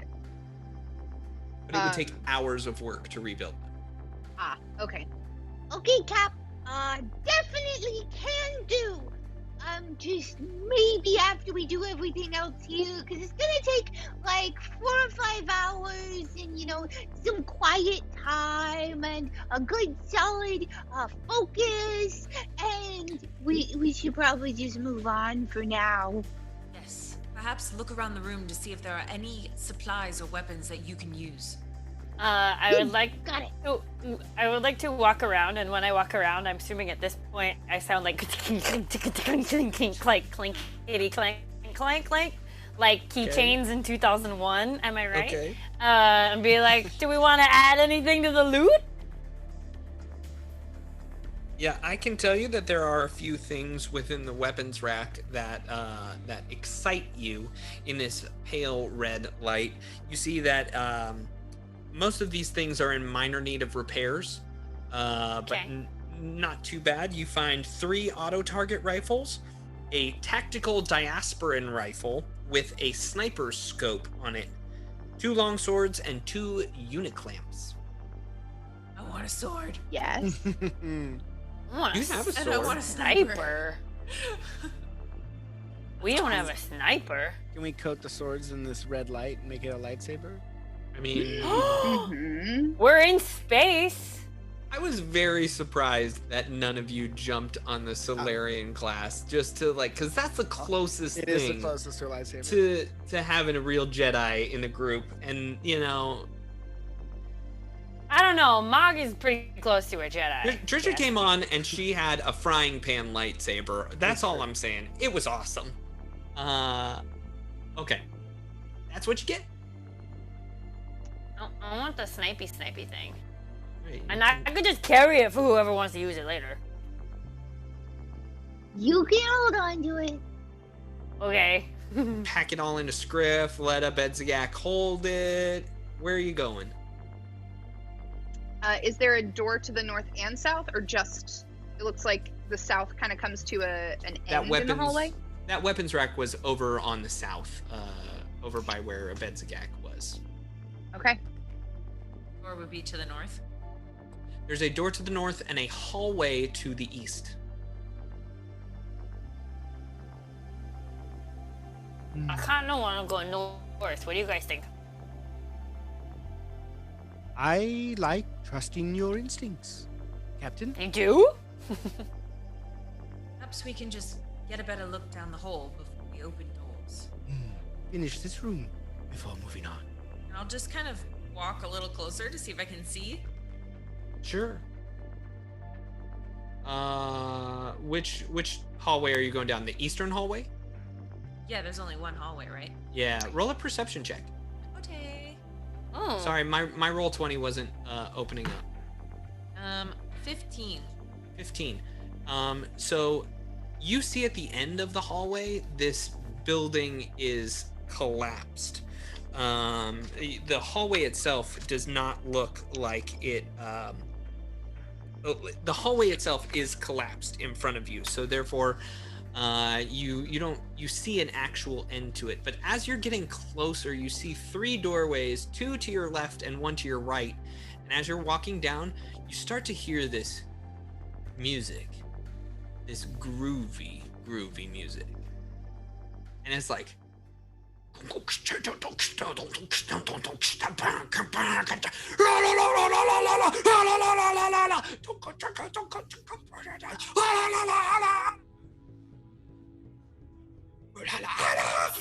So,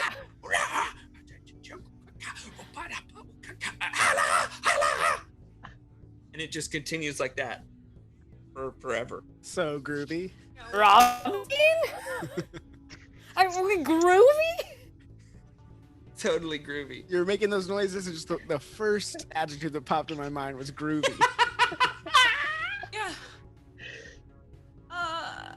Does it sound like the noise is coming from a certain door? Yeah, it sounds like it's coming from the most southern room. This southern area below you. Roll a culture check. Can do. I want to go there. 23. These are the layers of the thumping techno found sound mixes of multi-terrix and clang clang you're dead.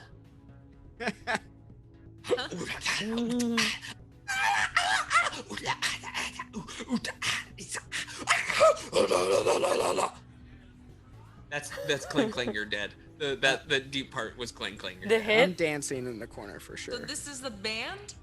Yeah, that's the group that you're hearing. Oh lord. In the hallway. And clang clang you're dead, but it's coming from through the wall. It's so loud it's like beating inside your chest. No, it dashes to Abedzagak and grabs both arms and goes, "It's karaoke!" Drag Abed. Oh no. Oh no. Abed obliges. I'm frozen again. Oh no. Gabby, can we please go sing some karaoke? We have been working very hard, and we just need a little break. Look, even Mog is enjoying it. Do not think this is karaoke. I think it's a trap. Huh? Why? It's fun music. How is fun music a trap? Yeah. Well, bad people also like good music. No, they don't. Do you know that for a fact? Mm-hmm. I think we should trust the captain on this one. I bet. Probably. Is there any way at listening? I at just don't the- think bad people are. Oh, go ahead. Oh, sorry. Go Sorry. ahead. No, it doesn't matter. Go ahead. Is there any listening at the other doors, or is the music too loud? No, you can listen at the other doors. I'd like to go to the door that I'm kind of the closest to the Sure. north, and I'd like to listen through it, and also feel. I don't want to open it, but I kind of want to just turn it if there's a knob or anything, just to see if it's unlocked. To you want to use that TARDIS sauce? Yes. What did I say? Yes, What I do. did I say? I want to But remind you that there's TARDIS Phoenix sauce. gets hungry a little bit and remembers, oh yes, a TARDIS with some tartar sauce in it. TARDIS with some tartar sauce in it. And Captain Phoenix will take a the right word isn't coming to my Swig? head. I was gonna say a lick. Just like a swig. A good old slurp. goop. Ugh. Mm. It sounds gross. Salad dressing. Scoop. I would like to follow the captain as she makes her way Disability. over there, just for safety, by the way. Of this TARDIS sauce gives you one of two things, and you can decide what they are. It either gives you a glimpse of what's about to happen in a specific room, granting you an extra +5 to your initiative, and the knowledge of that said room. Or you can forego the 5 initiative bonus and get a glimpse of what's happening in the entire dungeon. I forego my +5 to initiative to know what's going on in the entire dungeon. Captain Phoenix squirts tartar sauce from a TARDIS bottle into her mouth. All of a sudden, this vision pops into her brain, and it whirls and it spins and it feels like a mid-show break. You're the worst. The moment you started the sentence, I looked at the time and I was like, I know what this is. Oh boy. I'm so curious. For bed.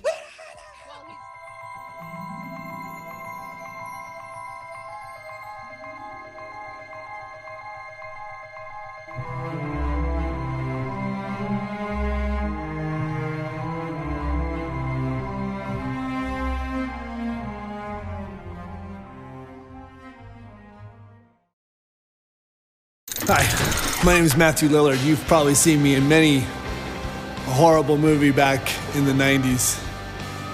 Can we start again? It's me, Matt! Hi, I'm major motion picture star Matthew Lillard. Hi. All right, Sam. I'm Matthew Lillard. What's the line? You just do whatever the fuck. I almost had it. I got booger on my shirt. What's the first line? I was in terrible movies during the 90s. You grew up on them and you watched them, sucker.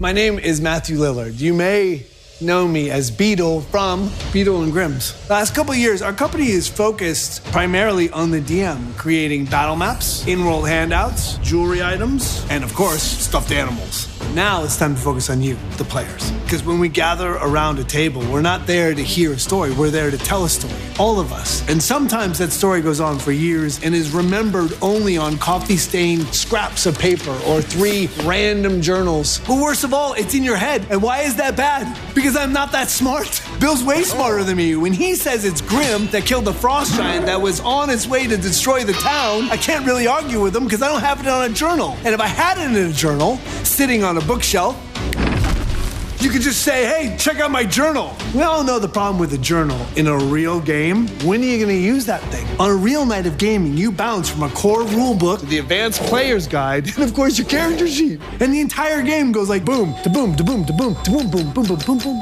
boom, boom, boom, boom, boom, boom. You never go back to this thing. And again, the story is only in your brain, and Bill's telling you that he is the real champion. But what if?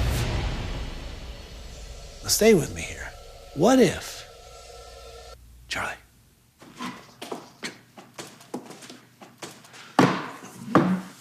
Charlie, thanks. What if we created a single book specifically tailored for your character class? And what if it had an enormous character sheet to record every detail of your character? Every stat, every strength, weakness, magic item, enemy, ally, even your familiar. And then took all the official Pathfinder rules, the spells, feats, and skills that you need for your class and your class only, and combined that with an expansive journal to capture your story. And obviously, it's only useful if it's on heavy paper to handle the years of wear and tear, and bound on a lay-flat binding so you can use every inch of it. And of course, us being us, we add amazing artwork from across the Pathfinder universe, as well as our own custom pieces commissioned specifically for this book. And that's why I'm here today, to introduce you to Beetle and Grimm's complete character chronicle. Character sheet, rulebook, journal, all in one. The tools to tell your story and the pages to preserve it. If my story had been included in one of these, I'm pretty sure that Beetle, the greatest dungeon delver ever, would have been the true hero of the group. Not Bodum, not Tanner, and definitely not Grimm. Because it all would have been written down, the incontestable truth. Or at least, a well-documented lie. Which is just as good. I'm Matthew Lillard, and we are Beetle and Grimm.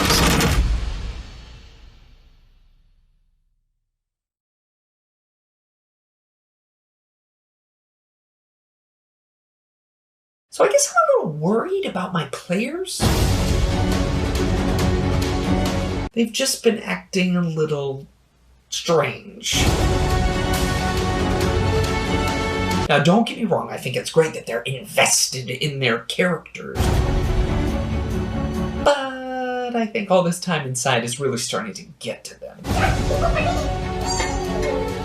And I'm a little worried they might hurt someone. Take this! Or themselves. And I guess I'm not sure what to do. It's becoming a real problem, and... Gotcha! Help me.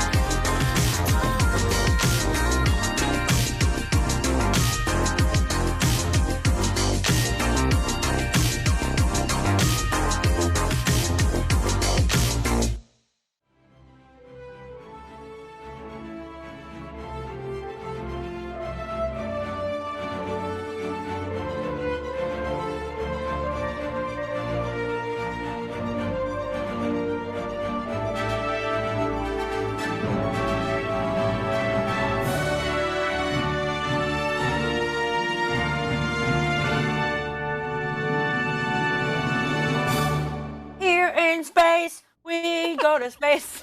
We go to space, but we don't have a spaceship, so we have to run. Hello, everyone, and welcome back to Things in Space. And you don't have a spaceship, but you got a whale hat, and you all have cycles. So think about that. I have given you things. Let's read some comments, shall we?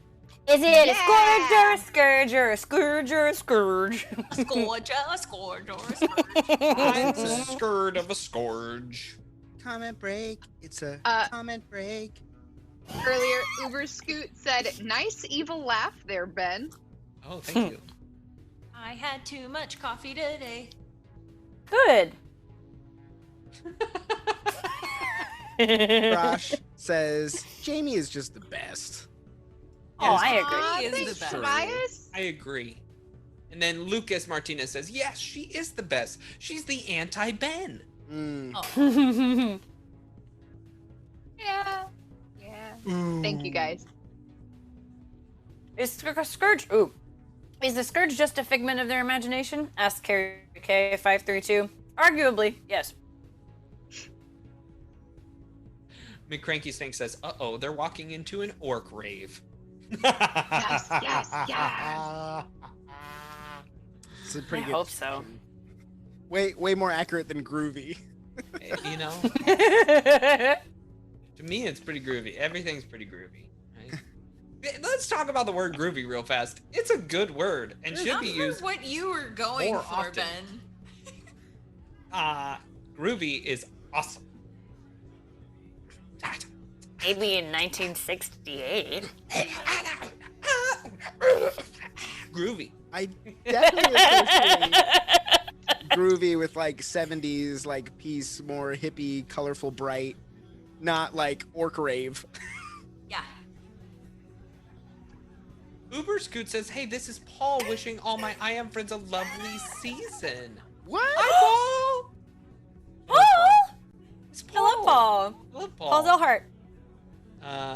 Paul Uber knows, Scoot. Paul knows my antics for sure. Yeah. Paul would think this is groovy too. Paul is probably as weird as you in a good way.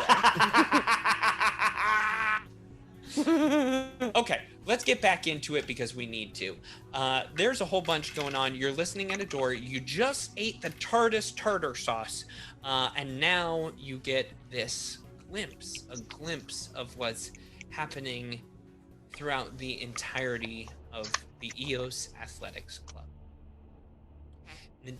In the distance, you see a small dwarf-like man just licked in flames. He hides around a corner as he stares at a rock man in the middle of a room. You see another a woman, a salamander woman, who is actively working on a car, and her what? Wait, What? is this just one room? Oh, no. This, I don't know which rooms. No, you don't know which rooms. You're just getting a glimpse of things. Okay. Go back to when you said salamander. There is a salamander woman actively working on a car. She bobs her head to the groovy music that she's listening to, as her mechanical salamander next to her also bobs and blares music out of its chest. You see empty rooms that should be filled. And you see a Ifrit woman pacing across the floor as another Lashunta woman works at a computer station, typing madly away. And you see a port open. Is this the same room or separate room? In through the portal, in the same room, you see a deep, dark background and thousands of dark objects swaying back and forth.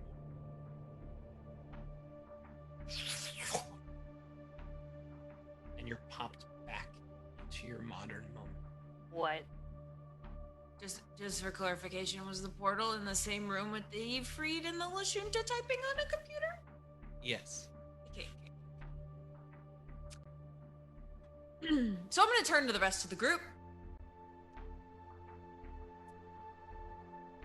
At what point is information just not worth it? A question to ponder on for many years. Thank you for that. What if you only had a moment? When the Well- information is demoralizing or false. Yeah, the only bad information is untrue information. I think I agree. Also, do you get paid for the information? Ooh, that's good. Or paid in joy. No. Sure, we can go with that too. I know what lies down here. And Have I've you- seen it. we will follow your step closer than we ever have. Yeah, true information is good information. I have no doubt you'll follow my step. I am trying to communicate that I'm not sure we want to be down here. But there's fun music. Yeah, maybe we should just go towards that. Perhaps if this information is full of fear and the crushing of hope is what you are feeling, maybe now would be a good time to reconsider our motivations here. For instance, are we willing to give our lives to retrieve this information? For myself, the answer is undoubtedly yes. We have many directions to go in. Inside the room with all of the music are two creatures working on some sort of something.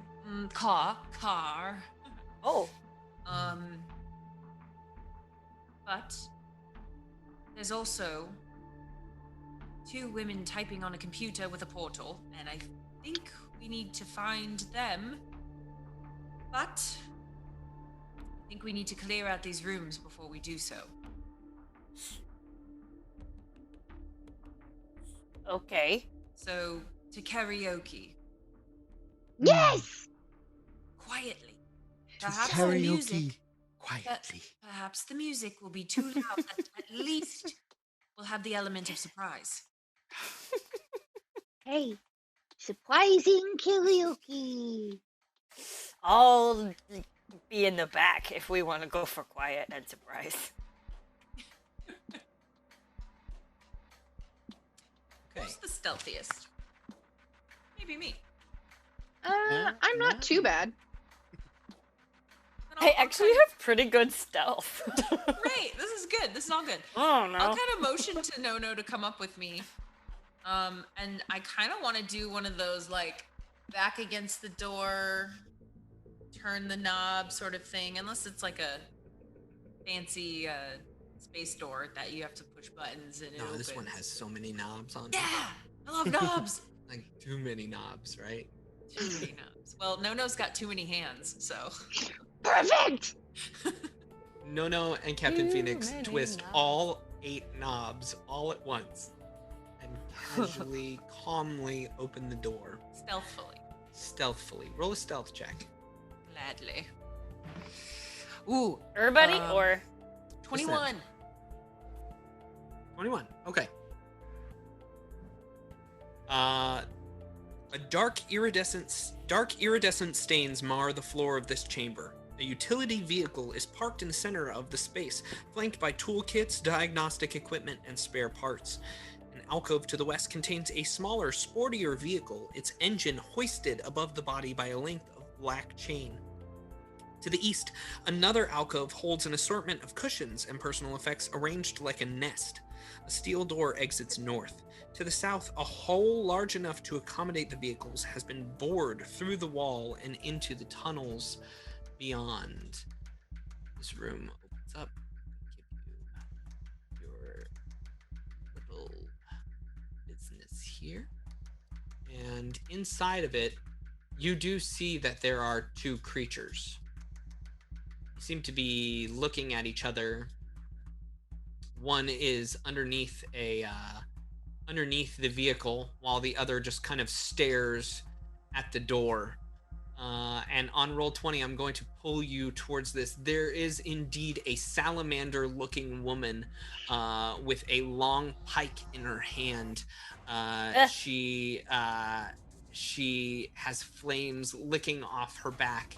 And seems to be carrying around some technological objects. There is also a mechanical drone, you might say, around her that also has a salamanderish type body to it, and it is nasty.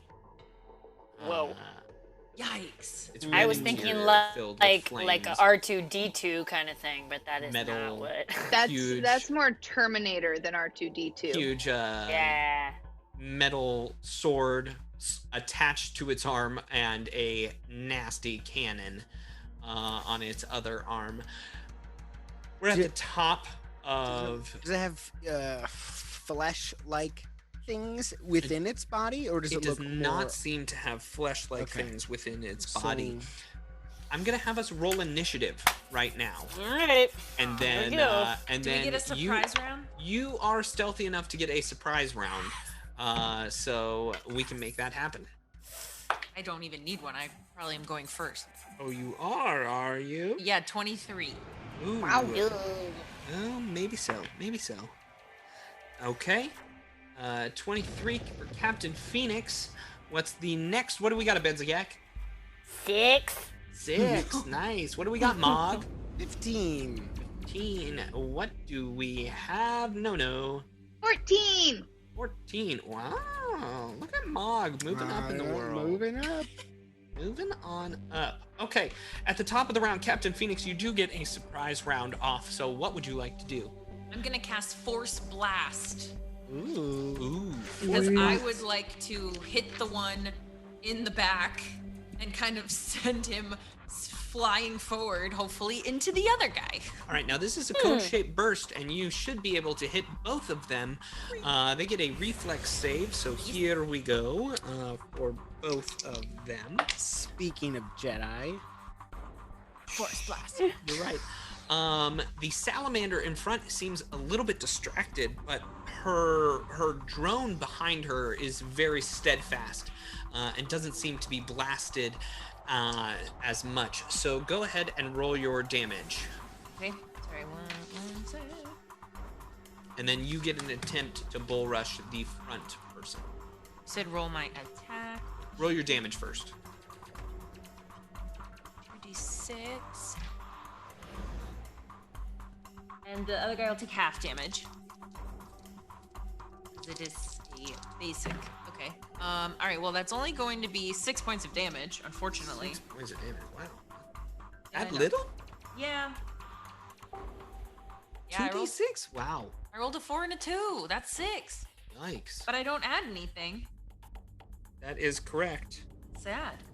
And then I'm going to attempt to bull rush them. You can only bull rush the first one. Well, the first one. That's what I said. No. Okay. And that is a 19 on the die plus 7, 26. 26. Hang on, KC plus go 8. for it. You do bull rush this one creature back. All right. Is knocked back 5 feet. So you bounce them backwards into this chest of drawers that is holding back, and they are prone. Just to ask, Ben. Yes. What is your guys' KAC? My KAC, my KAC plus 8 is not is 25. Okay, but I didn't beat it by 5 at all. Exactly. So Got it, you okay. only knocked me back 5 feet. I'm actually looking at it right now as well. 'Cause Cool. I've never done that before, and I would love to one day. That was your surprise round. Beat it by 5. Ooh, I get to go again? You get to go again. Does Nono get a surprise round? Yeah, let's do that. No, it's your surprise round. What would you like to do? Don't give me that frowny face over there, you Me? crazy girl. Yeah, you No. turned to the camera and went, Sorry, I was frowning facing at my pump. It's fine. Nono is going to... You know what? This Thunderstrike pistol is doing it for me. So we're going to do that. reach around the corner, shoot a Thunderstrike pistol. I like where your head's at. That's it. That's it. Take a shot. That is a 22. 22, it is prone, and you still hit it. Congratulations. Thank you. You see it lying in this mess of tools, and you think to yourself, I've been in that situation before, and you know directly where to aim. Go ahead and roll your damage. 7 plus 3 is 10. 10 points of damage. You just see that it's not really getting through as well as you would like. There seems to be some sort of magical shear on the outside of this person, this salamander woman. All right, Captain Phoenix, it is your turn. And the little orangey red guy is the one prone, right? Yes, and that is the female. Great. All the while, there's this music behind you. Okay, so I'm gonna target the big scary guy behind the prone girl.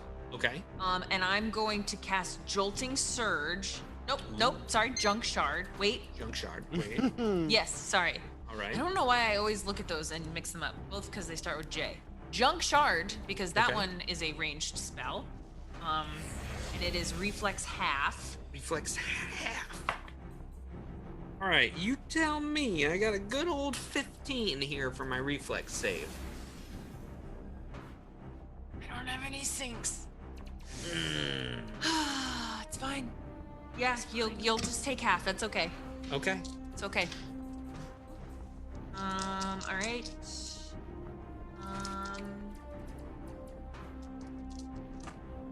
Oh, those are nice rolls though. 6, a 5, and a 5. So, 11, 16. 16 points of damage. You see that this drone is not really feeling very, very well at this point. Would you like to move anywhere? Oh yeah. I take a little guarded step, bloop, to the side of the door. Okay. Fair point. That would be exactly what I would do as well. Okay. We move on. It is now my turn. This salamander woman kind of slips up out of what she was doing, and she rushes up into the doorway. And she says, Iggy, make sure to cover the car. So she stood up and she moved. That would be her action. I got an extra action that I really want to use, and so she's going to take this this pike, this like multi-tooled pike that she has, and she just smacks at Captain Phoenix with it. That will be a total of 18 to hit. Yes. All right, so she hits you with this pike. She like bludgeons with you, cuts you, and pokes you with it all at the same time. And you take a total of 6 points of damage. And then I have an extra action.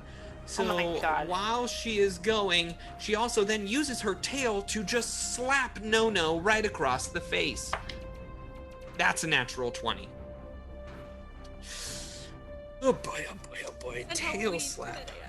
Let's see. We can't use points of lovely. I'm Go ahead. sorry. You go ahead. I was just gonna say, as Bonnie likes to say, I just got female dog slapped by a salamander tail. Yes. Okay. So this hit is so hard that it attempts to knock the gun out of your hand. This is a disarming hit. Attempt a free disarm combat maneuver against the target. So that will probably won't do it. I rolled a 4 on the die, so that's a 14. So she's not able to rip out this this thing from your hand, but she does do 8 points of bludgeoning and fire damage, and then it starts to burns for an extra 1 point of fire damage, and she gets a free attempt to grab you with her tail. That will be a total of 22 against your KAC plus 8. 22 KAC plus 8 does not matter. All right, so the tail just like wraps around onto this tiny little skittermander, but the goopiness from the pinky of Mog is just enough to slip you out of that situation. We continue along. Now it's Mog's turn. I will take a guarded step here, Perfect. just above myself, in a perfect combat position to reach forward into the mind of the salamander. Make your will save, sir. Doing a little mind thrusty, huh? DC 16. Well, does a 10 save against a DC 16? No. It doesn't. How incredibly difficult for me. No.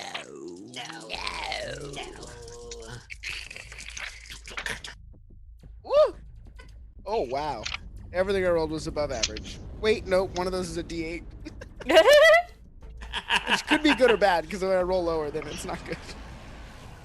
I rolled lower. Uh-oh. Okay, but it was so high. 18, 28, and 6 is 30. Whoops.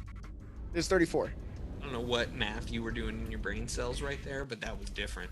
34 points of damage. You crush into this thing, and you see that, man, you've really cut through her stamina. 6 under maximum. Big time you cut through that stamina. Okay, we continue. You moved, you took your guarded step, and you did your mind thrust. Love it. No, what would you like to do? Okay. I hate this salamander now. I was all for, attempting to pull a Mog and talk to it mid-combat, but Ooh, yeah. I don't like this thing. I'm gonna take a risk and instruct Scriff to get me in the room. Okay. And So in order to get there, you have to move through their space. right. So you have to roll an acrobatics check that beats their KAC plus 8. For reals? Yeah, I you can't just go, move, Excuse me. can't just move through rude enemy lady. spaces. Get an I attack guess of I need a opportunity. nat 20. It's not a nat 20, it's a 9. That's not enough, so you maintain position right where you are. Cool. Well, now I'm just really frustrated. Take a guarded step back, I guess, and just fire Oh, no, at you this. already did your move action. Ah! Hey, then can I shoot from where I am? You can, but it provokes an attack of opportunity. Great, I'm doing it. I hate this salamander. Yeah. So she attacks it, you no, with no. her tail again. That's a 21 to hit your KAC. Yeah. Okay. So you take a total of 6 points of bludgeoning and fire damage and a free attempt to grab No, which is going to be a 22 against KAC plus 8. No. Oh, good. Aggressive. It's a 22 to hit. A 22 to hit does hit. Roll your damage.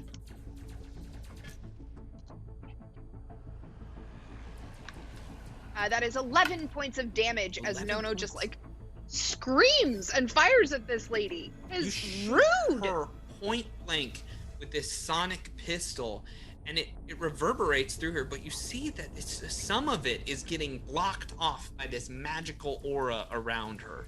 It seems like something about her has just made it much more difficult to hit her. Dang. Okay. 2 shots from Scriff then, because I hate her. I believe That that's is a a- full round action. You've already moved, so you can't do 2 shots. Are you going to take your minuses? So Just 1 shot's fine. It was a 10. 1 shot. A 10. A 10 is a miss. I hate salamanders now. All right, we move on. Abedzagak, it is your turn. I hate salamanders too. I wanted karaoke. I wanted good times. I'm gonna take her out. I'm also very angry now, which makes me frenzied, which is gonna give me an extra +2 to damage and another D4 if I win. There you Okay. I'm gonna Sammy's go now right. half cat. Seems right. And always. Alright, Abedzagak is going to go right above this salamander lady. We have Perfect. Captain Phoenix on one side, we have Nono on the other side, and now I am on the above side of the door. I am going to look at her and I'm going to yell, I want a karaoke! Hold my dashko up over her head and slam it right through her head. Okay, make your attack roll. Great. Here we go. Ba-ba-da-ba-ba-ba. Oh my gosh, I keep dropping my dice. Okay, that's gonna be 18. 18 is a hit. Roll damage. Ah! Perfect. So that's, oh, hello. Plus my extra, it's gonna be 13 points of damage. 13 points of damage, and you feel as well like that should have been a sturdy hit, but something about the extra dimensional nature of this salamander character really is baffling you. There's some sort of resistance that you're hitting. So it's not penetrating at all? No, it is penetrating. You're just meeting some kind of difficulties. By the way, I want to remind you, Okay. you do have an extra action. I have an extra action. Okay, great. So since that was my Dashko, I want to try using my plasma bolter on her and see if that makes a difference. Well, right when you are right up next to somebody and you shoot, they do get an attack of opportunity. How many attacks of opportunity this lady got? I'm just warning you that if you take a gun, I'm telling you because this has happened twice in one round of combat, that if you shoot a gun next to somebody who has the ability to attack you with melee weapons, it provokes an attack of opportunity. But only That's once dumb. per round. I'm just telling you, if you wish to do that, you can, but I'm warning you of the effects. Do it. Do your worst. Okay, she doesn't have extra attacks of opportunity, so you're fine. Wait, what? I hate you. Okay. All right. Here we go. Kablam. That's gonna be, oh wow, 18. 18 is a hit again. Roll So damage. That's gonna hit, and I'm very upset. So, What kind? This is a plasma bolter? 9. Mm-hmm. Okay, so it's a fire weapon? Electricity. Fire and electricity. Yeah. Uh-huh. Yeah. Okay. So that's math. 9 plus my 11. 15. 15 points of damage. You see that didn't get through also, and then this salamander seems to absorb half of what didn't get through. You have done damage, but that seems like it has done worse than your Dashko probably did. Okay. Like not as well as the Dashko? Yeah, I mean, if only anybody would roll a knowledge check, I could tell you to. all about. I could Get to tell my you all about It's not our turns yet. Abed's a big dum-dum. It's not. The caster's No. turns have not come yet, Ben. Guess what's gonna happen? All right, Abedzagak has lined up perfectly for Iggy to take a shot. Iggy, You're just dumb. has this static arc pistol and is gonna shoot past Iggy's creator. That will be a total of 18, but you get a +4 for full cover to your AC. All of us? No, just Jess, just Abedzagak. Oh, me? Yeah. Shoot, that's a Ben. I've got to say, 18? that's a good move you just did. 18, but you get a +4 because of your 18 against your EAC. But you get a +4 because yes. Oh, then no. Okay, so you are perfectly fine. Iggy doesn't do anything, stays back there, shoots this static arc pistol, really wishing that it could arc around and hit the other two, which is what Katie was thinking was a good call because it would have been really, really fun. It's a great call. But it misses. And we move to the top of the round, which is Captain Phoenix's turn. Captain Phoenix has just watched Abedzagak and Nono attack this creature, and this creature seemed to not really care too much. Yeah. So she would like to reach down into, her perhaps knowledges, especially, new worlds and space. I feel like that's a good one. Yeah, maybe like a mysticism check. That's fine. I got that too. Same bonus. Same bonus. Ooh, okay. So that's a 19. A 19. Okay, you are going to get one extra piece of information. No, I'm sorry. Yeah, you get one extra piece of information. This is a female salamander. They are extraplanar creatures that exist on the plane of fire. We'll give you the one extra piece of information, which I'm assuming is the piece of information that everybody seems to be questioning about. Yes. What are its resistances? They have damage reduction 5 to anything that is non-magical. Oh. Are rug guns magical? No. No, unfortunately, rug guns Yeah. are not magical. But They are to me. you could make your weapons have a magical property. You just gotta spend the money to do it. Okay, Ben. Yes. I reach my hand out now, knowing that I am all-knowing and powerful, and I'm going to touch this salamander lady with a jolting surge. All Yeah. right. She gets a reflex save. She That actually will- gets no save on a jolting surge. I forget all about this jolting But- surge. I'm going to attempt to. Oh, that's a 17 on the die. That's gonna be 18, 19, 20, 21. This I think is the one spell that I have the biggest problem with. That it's a touch spell that does not provoke attacks of opportunity. That if you hit, it just does massive amounts of electric. Yeah, you get me. Roll That's your why it's damage. my favorite. Using it against you. It's like Emperor Palpatine just being like, "Cause you're dead," but like you can't touch Emperor Palpatine, you know? He even hit Mace Windu's touch AC. 16, 17, 18, 19 points of damage. And you kill my poor little Yeah, salamander. Yay! Hey, bye-bye. Yeah. All right, I think that's all I can do this round because you know you what? can move. No, I'm good. I'm gonna stay right there. Okay. All right, we move on. It would have been her turn. Sad day, she doesn't exist anymore. Mog, She it is is your turn. good. Dead. I'm coming in. You're coming in. 10, Everybody, make room for Mog. 15, 20, 25. Hey. Jeez, Mog, no. It's the worst. And Oh, danger. you know, I would like to make some type of knowledge check on this thing. Let's go an engineering check. Oh no, maybe I don't want to. I don't have that. Then you don't know nothing. Just kidding. Instead, I would like to go full defensive. All right, you take a full defensive action and make sure you add +4 to your AC for your next turn. No, it is your turn. And Monk steps up and scrooches down. He kind of goops down. You know those toys that, like, when you used Bend. to have them, they would slip out, but if you squished them together, they would just go. That's what I'm thinking of. That's your third Okay. time. And then put a stick in That's front of that. your third time. Mine was I did it once today, and you. Okay. You get 3 per Nono game. steps into the room, and she does want to make a knowledge check. While she's looking this thing up and down, she goes, Iggy. Listen, buddy. just eyeing this thing up and down. That is a 23. 23. Yeah. Okay.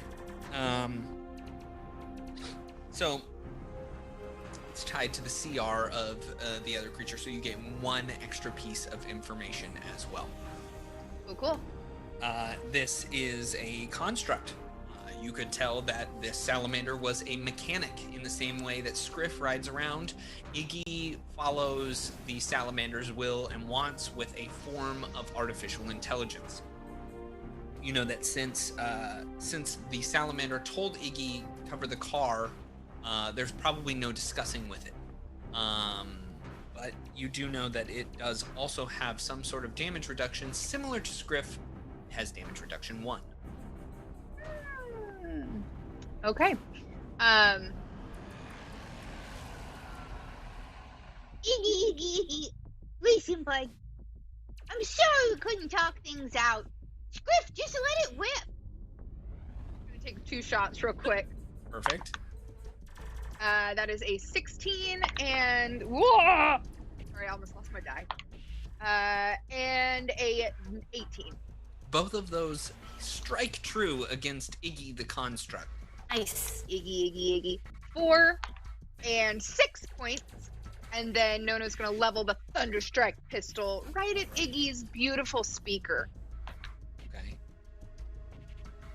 That is a 19 on the die, which is a total. What is my bonus? 25. That is a hit as well. Roll damage. 5 plus 3 is 8. and you crush and kill that construct as well. Nice. Music stops sad about it. playing. Aw, no more song. Sad about it. Oh no, are you able But to only make little. the music happen still?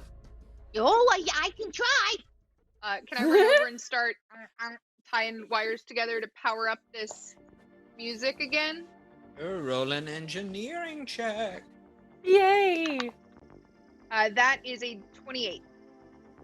Yeah, quickly the boombox starts playing some groovy music again.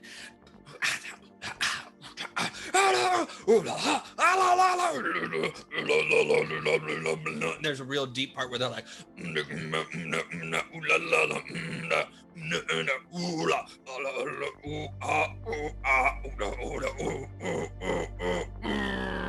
I have a feeling this is kind of like Norwegian death metal yeah. in the sound and feel, and I'm digging it. Yeah. Cool. I I'm hope gonna kind of- Sirenscape is recording because that means Yeah, right? I'm gonna move into the room and kind of shout to Nono, I don't want anyone to think there's something wrong. And quickly search the room. We need to move on.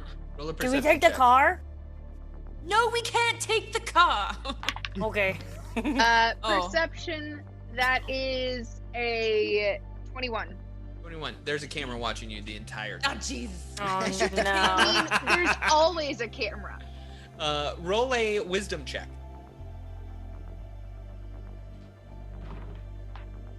16.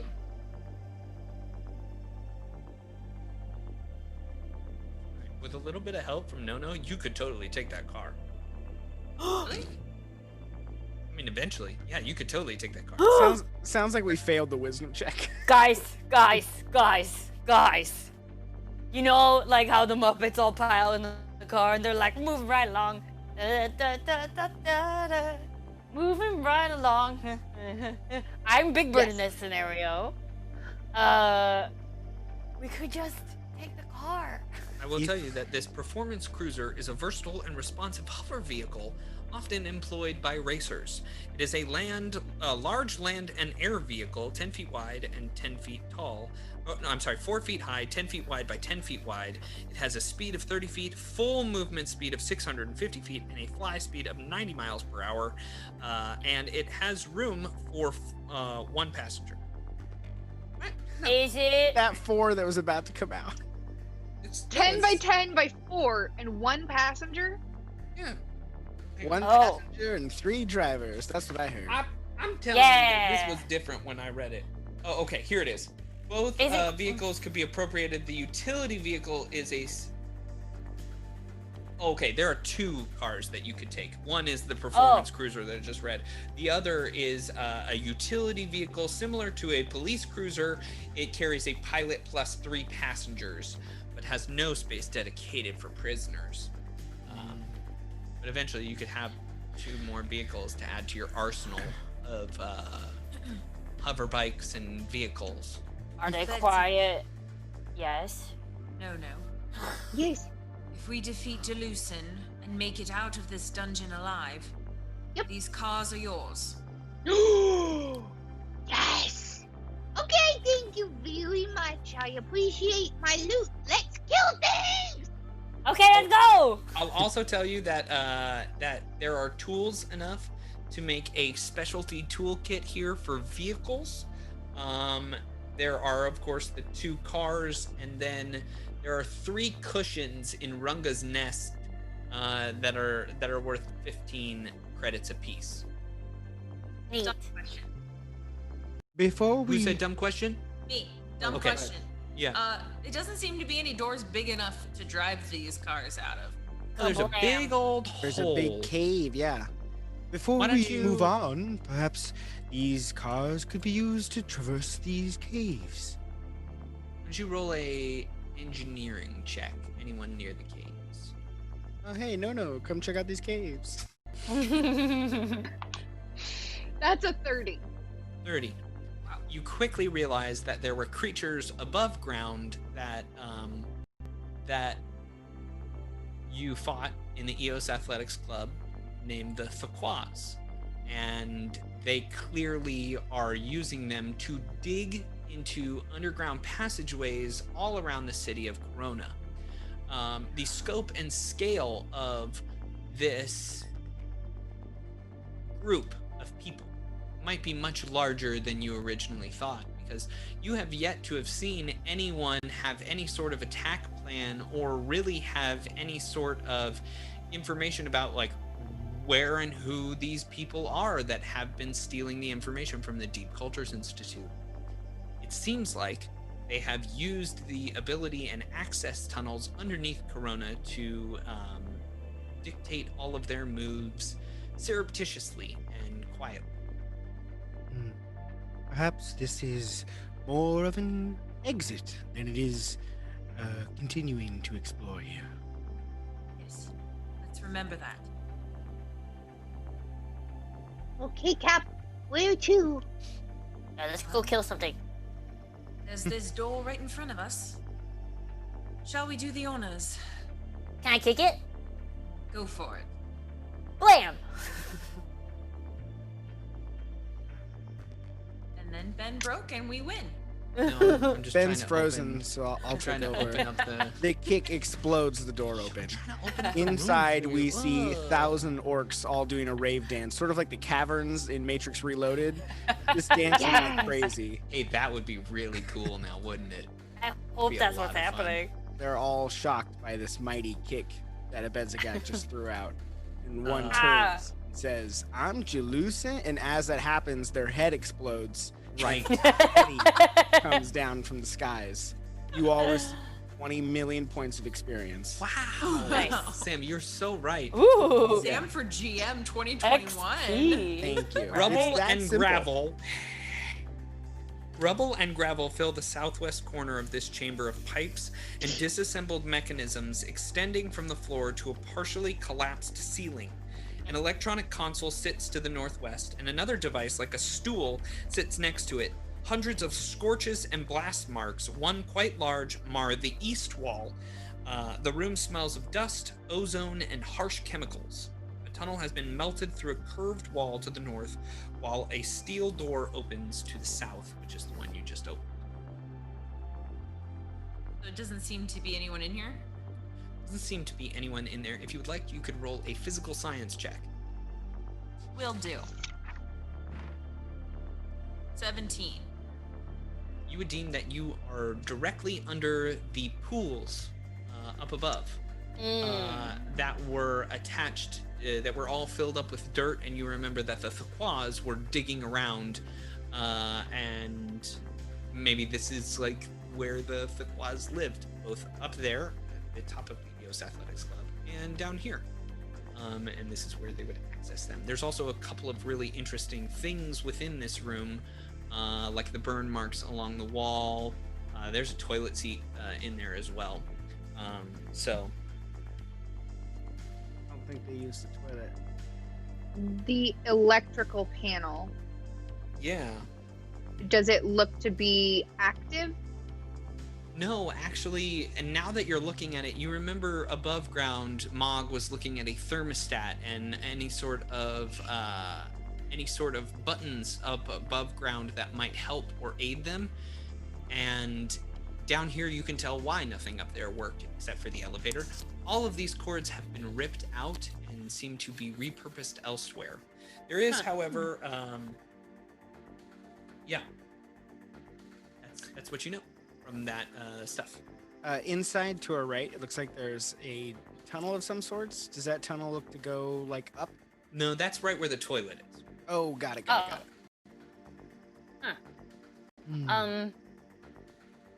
Looks like there's nothing in here. Perhaps we should go back the way we came. Maybe. I want a car. In your visions, Captain, you saw a room of nothing, yes? Yes, there were empty rooms. Then That's- we can safely deduce this room is not worth inhabiting. No. Yeah. Perhaps we could come back and do a once-over just to be sure, but we should continue on. Okay. And we'll go to the store, and I'll kind of give a Bedzigek the nod to kick this door in. Can I kick it? The one that is closest to you, you go and you kick it really hard, and it's locked, and it hurts your foot. Ow! And you're critically wounded. You lose your leg. Oh, you guys! My right or my left? It sounds like a joke, but that was as fast and silly as I lost my eye was like. Aw. That's true. Wait! We got a key card off of the turret sentries. Yes. Do it. Try it. Locky do with a key card, or is it like physical key? Yeah, there is a lock you do with a key card. There's a scanner. And I swipe the key card. You swipe the key card, and it doesn't work. It's not Okay, the right key guys. card. Access denied. Guys, last time we did this, a lot of bad stuff happened. I'm just warning you. I'm gonna walk over to the salamander's dead body and see if she has a key card on her. She does have a key card on her. I take her key card and I toss it to Nono. Okay. Whoop! Shoop! That key card does not work. Guys, it's only gonna get worse. We don't have a lot of luck with key cards in this group. We really No, we don't. don't. Try every key card you've ever Yeah, collected this entire campaign, Nono, go. All 6 arms, multiple key cards per hand. Just In about 1 minute, Ben's gonna have to make us make a wisdom check. She's like Right. she's like my mom on a Black Friday sale. Just like swiping the cards. None of them work. Does- Okay. When Katie searches the what was it? A Keshti? Was that what it was? No, it was a salamander. It was a salamander, just straight up salamander. Yeah, from Earth. Did Katie find anything else? Yeah, she would find the tactical battle staff multi-tool, and also the Thunderstrike sonic pistol. There's freebooter armor 1, and there's a cred stick. Nono's tired of these stupid key cards. I hate key cards now. I'm gonna rip this lock open and hack my way through this door. Roll an engineering check. While she's doing that, can I check out this battle staff? Yes. Is this an upgrade? So technically, Currently, I have a piece of wood. Technically, they call it right here a battle staff multi-tool, but it actually comes from the back of the book, because these back of the books of the adventure paths have a little alien archive in themselves, which is really kind of a cool thing that most people don't know if they don't play adventure paths. But the salamander, which is on that page right there, right next to the Thaqua, they have this cool thing which is called a tactical pike multi-tool, and it does 1d4 plus your strength. It does bludgeoning, piercing, or slashing, and has a critical knockdown. Okay. Also upgradable, so at later levels you can make it into the better version of it, which can make it a 1d8 Is it instead a of a 1d4. basic melee weapon? It is a basic melee weapon. May I use this? Oh, team of mine? Yes. Mog. Absolutely. Yeah. Ben, am I able to use the Thunderstrike sonic pistol? Yeah, that's the same one that Nono picked up upstairs. It's a nice little pistol. Great. I equipped myself with that. Nice. We are so equipped. You I guys will do know there's poke- another door, correct? Yeah. Yeah. I'd like to. Can I go to that door? We're getting there, Ben. Okay, I'll sorry, make a I- wisdom check, Ben. Sorry. I don't We have to want try you to all feel the like key you have cards. to go to that door, but I feel like you guys were stuck on this door, and we're gonna try every avenue. But Oh, I didn't want know- to kick open this door. Okay. I mean, I want to try all the key cards first. Nono tried all the key cards. None I of want the key Nono cards to worked. hack the key card. Nono's over there hacking, and as you're hacking, a Bedzigek is kicking down a door. I'm still frenzied. Apparently, I'm just going. It's the All right. music. So, Nono, please roll an engineering check. I did like 5 minutes ago. It was Oh my a 28. Yeah, you're still not able to get through past this biometric lock. It is a pain for you, but Abedzagak, you step up and kick open this door. Inside, Blam! boom! Don't you all try and run over there real fast. I know you were back at no, you get back No, over there. But If you Abedzagak went forward, I would have gone. Sure. I was really joking about the no keycard thing, because, I know we tried them. Yeah. Cap and I are a Shipping. team. Yep. Shipping crates and open bins line the walls here. 2 doors, one to the south and one in the southeast corner, provide exits. Another is to the west, where a hole large enough to walk through has been melted through the concrete wall, revealing a tunnel beyond. A metallic smell emanates from within, and inside you see a creature made of rock. He Cool. is... I don't have a good picture. They don't have a good picture of him, but this is a messed up version that I created of something else. So he's a very deep stone man that is just very, very thick and muscular, and he's ready to pummel you into the ground. He's standing in How the middle tall of is the he? room. Very tall, super tall, just like as tall. Like as how you tall? are. I don't. Sounds like Oh, I should boy. share language. Yeah, and no, honestly, it's the same picture as the air elemental that I had to use. So stop it, Sam. But Does he yes. say, these look like big, strong hands, don't they? Does he say No. that? No, he does not. Dang He just sits in the middle of the room. As he sees you, he prepares himself. And he just rips off a part of himself, a rock, one might say, just a rock from his body, and he hucks it at you. Ow! Everybody roll initiative. Okay. He's not a happy fella, is he? No. 18. Nice. 11. All right. Okay, 11. I got a 4. 4. Guys, chat. No. 14. 14. Fractured Avatar. The never-ending dungeon.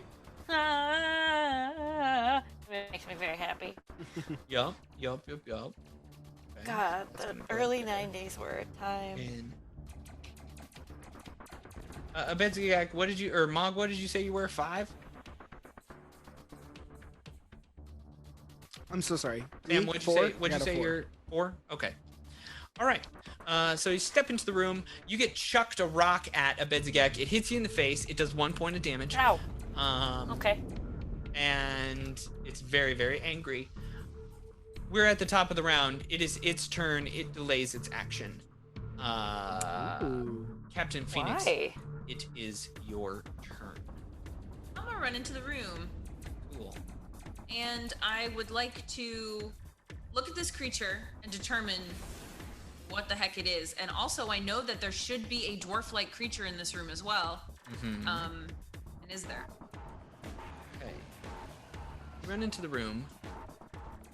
Sorry, what was the first part you wanted to say? I want to know about- what this guy is and how he fights and stuff. All right, roll a mysticism check. 19. 19. This is a earth elemental. So you have surpassed its DC by 1. But what would or enough that I can give you one piece of information. What would you like? Weaknesses. Weaknesses. It doesn't seem to have too many weaknesses.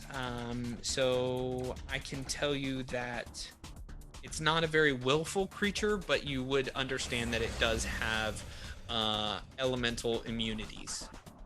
Is it magical? No. Elemental abilities. No, it's resistant against elemental abilities? Is that what you said? It has elemental immunities. And you do. You know that there is somebody else here. You got a glimpse of it through your TARDIS tartar sauce. Inside, you see a man. He is short, dwarf-like, and he has on this thick black and red carbon skin armor. It's got pauldrons on it, and on the shoulders, you do recognize and you are aware of the symbol that you have seen is the symbol of the brass dragons. And this is him, a man licked in flames. Wow. Huh. I have a feeling that this might or might not be Dosk. It's funny that you say that. No. Because the only thing we knew about Dosk was that he was licked in flames. Benzagak, you look around the corner, and you do see a man licked in flames, wearing the brass dragon symbol, and you start to put two and two together. Perhaps Need. this is Dosk. Now, Captain Phoenix, you do have a standard action. You walked into the room. Right. What do we know about Dosk again? Just like quick TLDR. I need him. He was the bounty we were after when we first met you. Oh, okay. So we have his whale hat? No, before they even met you, they had a bounty. They had a bounty set out for a man named Dosk from the Brass Dragons, and they could not find him whatsoever. They struggled for a long time, to the point where they ended up at Far Portal Station, just hanging out in a cantina, looking for more work. Right. Okay. What I'm gonna do. Is there any way you could put the map back up for us? Oh, yes, absolutely. Nice. What's funny is I'm on the map. So. That's nice. Okay. What I'm gonna do is I want to actually know a little bit more about this Dosk guy and yeah, so mysticism. Mysticism sounds great. Okay, 13 plus 5, 18. 18 is not enough to get you an extra piece of information, but this is an Azur. They are, like I said, dwarf-like creatures who exist on the plane of fire, and they have had a tumultuous relationship with the Ifrit. Sorry, not the Ifrit, the Ifrits of the land. And technically the Ifrits too, since the Ifrits are descendants of the Ifrits. So they have been at long-term quarreling with them, which is interesting to you, Captain Phoenix, because you know that there is an Ifrit here.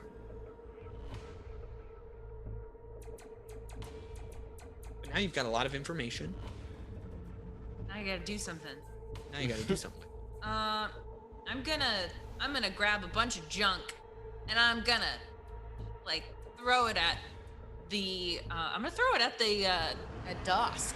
Shard him with it. I'm gonna At that shard guy. him with junk. And let me ask you, does that spell junk shard, does that require spell resistance?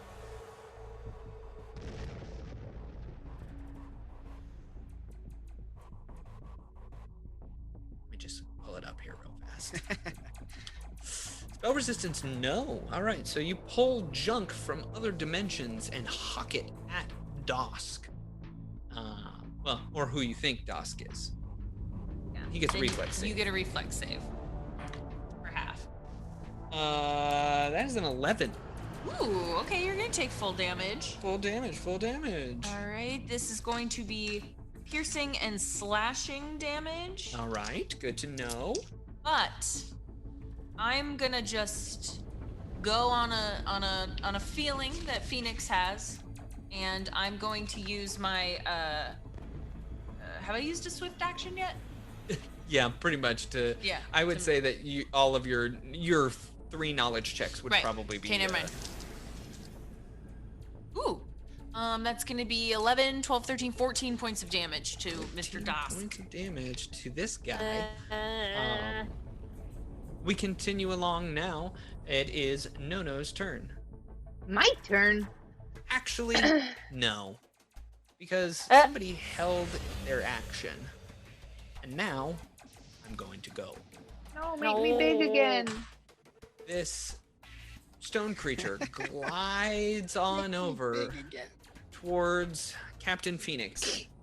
And then takes its hands and smashes down on top of Captain Phoenix. Oh, make her big again. That's going to be a 26 to hit. Okay. That's a total of 11 points of bludgeoning damage. Oh. Owie. It's okay. Now we'll move on to Nono's turn. Okay. Well. See, I'm in a bad position here. So I'm going to instruct Scriff to double move me. Okay. And then I will use my remaining standard action to... I end up right by a Vedzigak, just next to this doorway, with all of that movement. And I'm going to peek through the doorway and take a shot with my Thunderstrike pistol at Rock Dude. Okay, take your shot. 18 on the die, 24. Yeah, that'll do it. Hot dog! Whoa. That is 11 points of damage. 11 points of damage. That's pretty good damage right there. All right. We continue along. Now it is Abedzagak's turn. Oh, good. Okay, so here's what I'm gonna do. I'm gonna say... How close am Captain, can you hear me? Yes. You're only 10 feet away. Okay, good. Leave the fire thing alone. Leave that to me. Just trust me, okay? Boop-a-boo, and I'm gonna run inside. And I'm going to take a Dashko swing at the rock fella here. You're taking a guarded step in. Uh-huh. And then you're gonna take your step. Great. Uh-huh. And then now you're gonna hit. Yeah, I'd like to go, like, slice through his body, aiming the blade of my weapon away from Katie. Oh, okay. Katie's not there, so that'll be easy. Oh, I thought she was. No, Captain Phoenix is there, but, that's a different... It doesn't even matter. I rolled a 2. Yep, that won't do it. That Katie will not do it. harmed, It but you sure won't. cut Captain Phoenix's head off. Exactly. Apparently, I'm distracted. So I would now like to move around this creature took your guarded step and took your attack. So therefore you are out of actiones. Move on. It's now my turn. Good old my guy. I'm gonna step further into the room. Well, I was wondering when you all were going to show up. I knew you'd be here, and now I get the joy of murdering you myself. Turn to page 394. Captain Phoenix, roll a will save. 12. As he invades your mind. Get out of my head. Oh no. And you feel this deep, dark pain. You've seen this before so many times. As your brain swells and feels like it's exploding. Oh. Ooh.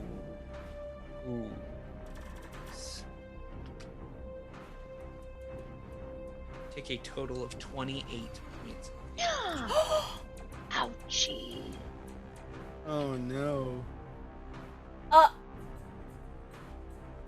What? Wow. How do resolve points work again? What? No, what? If I have knocked you into your resolve, you can spend 1/4 of your resolve to stabilize.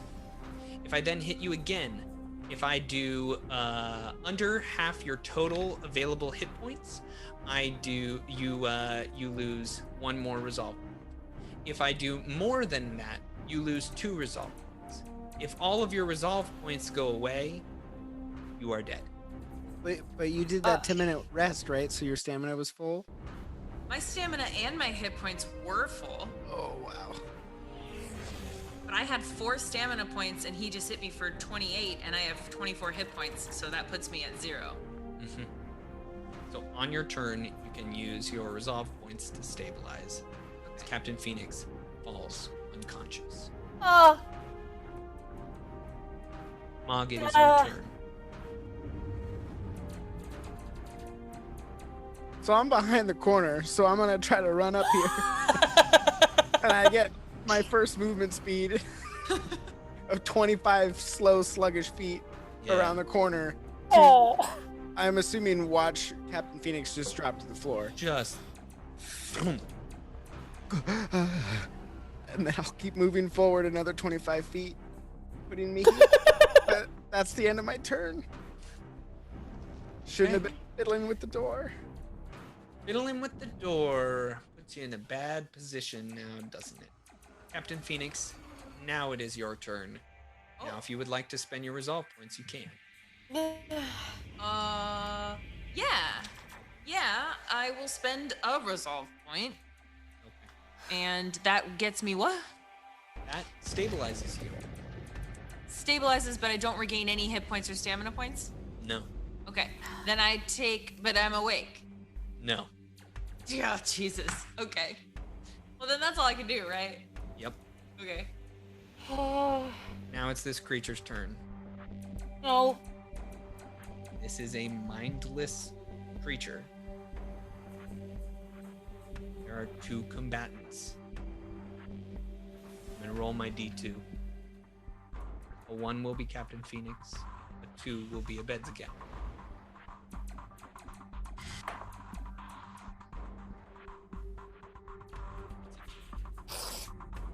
As this creature smashes down on top of the Vesk. That's a natural 1. We can't even celebrate the natural 1. Critical fumble. Slipped. You move 5 feet in a randomly determined direction, provoking attacks of opportunity normally. How lovely. So it just kind of, let me roll a D8 here and figure out which direction it goes in. 1, 2, 3, 4, 5. It slips further, slips on Captain Phoenix's blood that's oozing out of her head, and just whoop, and slips into the corner. It provokes an attack of opportunity, so if you would like to take an attack, a Bedzagak, you can. Yeah, I'm gonna wallop on it. With a 13. Now let me ask you, are you using your Dashko? Yeah. Okay, your Dashko is an unwieldy weapon and cannot be used more than once in combat. So you cannot Wait, use what? It's a round of combat, right? 1 round. So like you can use your once per round. Okay. So this is my I understood. So you can use this attack with your claws. Is what I'm saying. What about my gun? Can I use my gun? No. This is an attack of Why opportunity. not? It's a melee weapon. Good gun slapping. Fine. Okie dokie. A 13, okay, so with though, my claws against KAC would be a hit. But I'm gonna use an anesthetic dart and pop that down to a 12. Jess, you have a stim. You have I a have a stim. I use my stim. And then I use my other anesthetic dart and pop it down. That's to okay. a 12. You got rid of both of them. You got rid of both. It was worth it. We continue on. I tell you what, that natural 1 might have helped though, because it took it out of its range of hitting Captain Phoenix. No, it's your turn. No, Katie. Okie dokie. In the chat. Oh boy. Nono gonna step into the room because Mog and I are still out in the hallway. Yep. If I step, it sounds weird. I'm stepping through the door, but to the side, so I'm not in front of the doorway. True, but and it Captain provokes an Phoenix- attack of opportunity. Right. It rolls another natural 1. I'm not even joking. Wow. That's 2 in a row. What a Go ahead day. and slap yourself.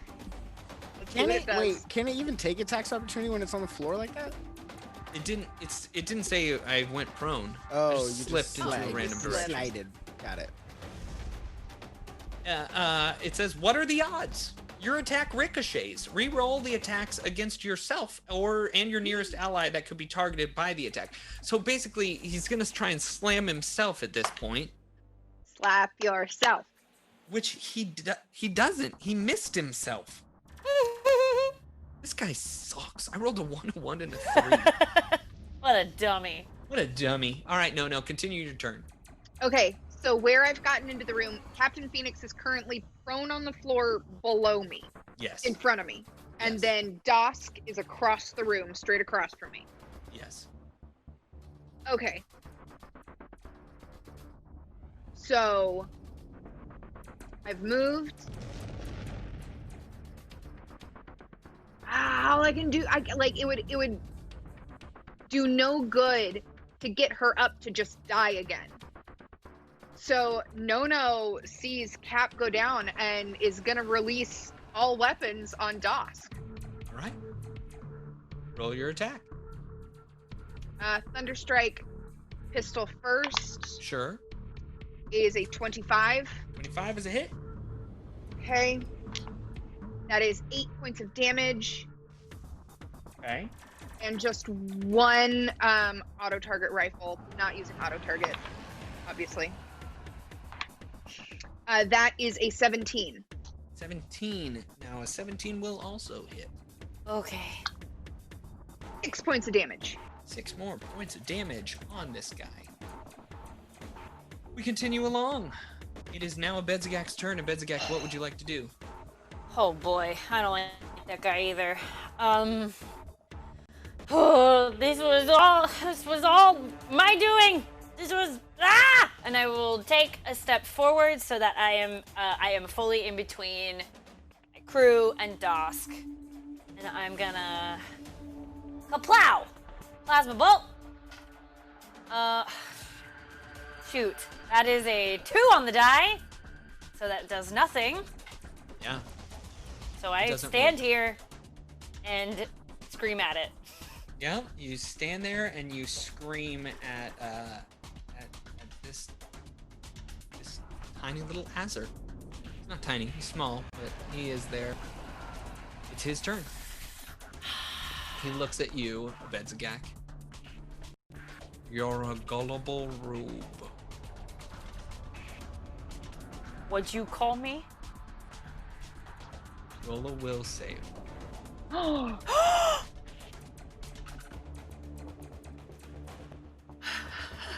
I don't like this guy. 18. 18. 18 is a save, so you take half damage as this guy invades your brain yet again. You've seen Mog do this to many enemies, and yet here is somebody doing it to you. No. Yikes. That is 27 points of damage. Halved will be 13 points of damage. Oh my god. Okay. Woof. These are some rolls. Oh buddy. god.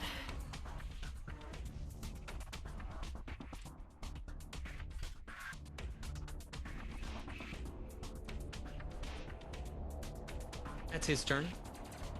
He's gonna stay right there. Mog, it I is hate your him. turn. Okay. I don't care about this attack of opportunity, but I'm gonna move past this elemental.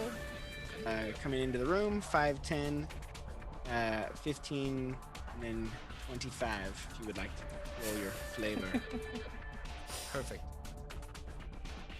He already has used his attack of opportunity, Oh, nice, so nice. he doesn't get it. Good call, good call.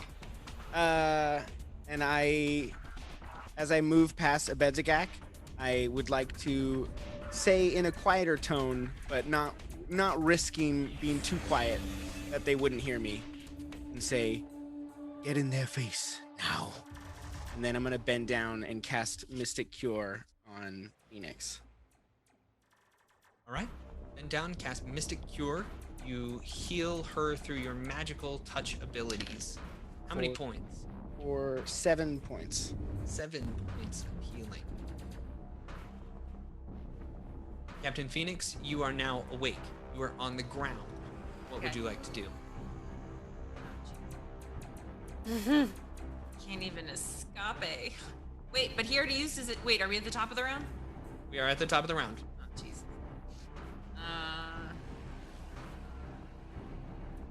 It's until his next turn, though. You don't know? We don't know. We don't know. Well, it'd be rules, and this would be a good learning moment for the chat, right? Sure. That's the way it works. I do have a serum of healing, so I'm going to pop that in my neck real quick. Okay. Okay, I'm gonna get back 6.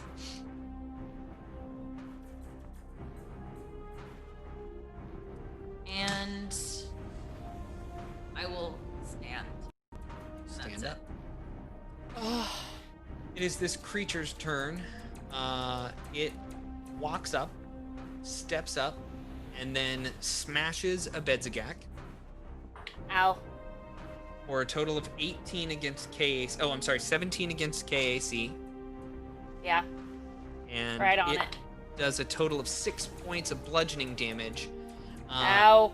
And then it moves away. It just hits me and walks away? Yeah. And you get What a no attacks tool. of opportunity.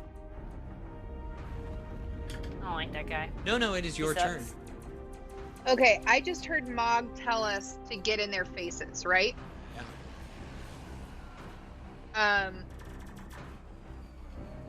Being in the room, Abed, how bad off do you look? I look real bad. Like, I'm standing up, but I'm bleeding out of my face. And I'm dizzy and probably nauseous. Okay. And oof. Can't do it this turn, but I will attempt to get there. No, I can do it this turn. I just should. Okay. Nono, Abed have a bounty to get. So Nono moves up in front of Abed. If I need to take an attack of opportunity, I will. Are you just walking through the squares of Captain Phoenix and a Bedzagak? Mm-hmm. All right, so you move up right up into this guy's face, and nothing happens. Beautiful. Then, Nono does he appear to have out a melee weapon? Oh yeah, he's got a big old hammer in his hand. Oh, so you hadn't mentioned that? Still gonna follow what I was gonna do. I'm gonna take a shot from Scriff, because this is what Mog said to do, and I gotta protect my BFF. As you do this, he takes the sledge and he just wallops you across the face. That's a natural 20. What? Wait, hey. Wow. Can I use points of inspiration to reroll your die? No, they can only be No, yours. but sometimes. It's a natural 20. I have an anesthetic dart. Can I That doesn't make that a affect, 19? It doesn't affect that. And as a reaction, I will use another one of my resolve points to make the damage you're about to deal to the absolute least amount of damage that it could possibly be. Captain Phoenix digs through realities, find the perfect one where Nono takes the least amount. And as Nono is about to get hit, just pulls a little bit out of the way, tugs on Nono's foot, causing the damage to go down to the least possible thing that it can be. This is still a critical hit, so the total will be total of 4 points of bludgeoning and 1 point of fire, plus you are off target for 1 round as you are hit like a ton of bricks. Okay, Taking a what -2. mechanically? My shot? Yes. Okay. Scriff shot first with the rifle. That is an 18 on the die, 22. That is a hit. That shot is going to do 5 points of damage. I am Okay. off target with a -2 on my shot. Hey, Jamie, I Yeah. just want to let you know that Positive Kern just got Bit Boss and gave you the extra action. Woo! Go. Go, go, go. Okay. Dirty 20 on my shot with my Thunderstrike pistol. Is a hit as well. Roll damage. 10 points of damage. And it must be the adrenaline coursing through Nono's veins at this point because she's going to take another shot. Okay. Thank you, Positive Kern. Thank you. That is an 18. Okay. With the -2? Yes. All right. Yes, you also hit with that one as well. Oh boy, oh boy, oh boy. That is 6 points of damage. All right. We continue along. Bedzagak, your turn. Ah! Ugh, so much happening. Okay, so Nono is small, and I am quite tall, and I am hovering above Nono. I have my bolter over her to hit Dusk. Make Okay. sense? Yep. Okay. Take your shot. Oh my god. Oh god. 16. 16. 16 is a hit. Roll damage. Okay, good. Thank you.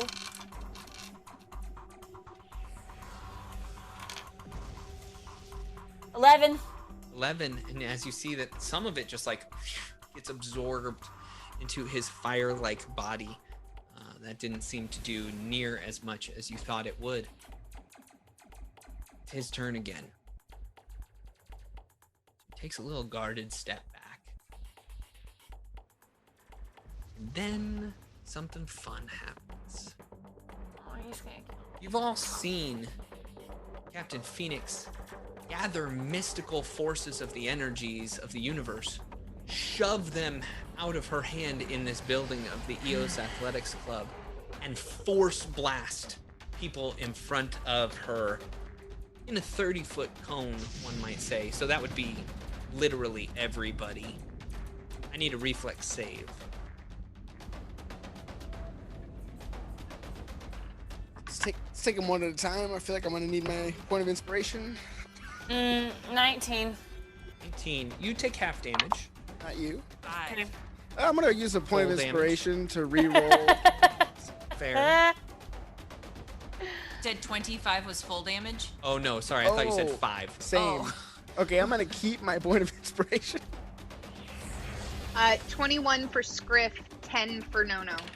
Oh no, takes full damage. I got a nat 20. I would like to use my point of inspiration on Nono's roll. Can't do that. Why not? Why not? Something we talked about You- that you No, can't share you said points of- It says everything shareable. was not You shareable said except intensive You're inspiration. right. of You're inspiration. correct. You are correct.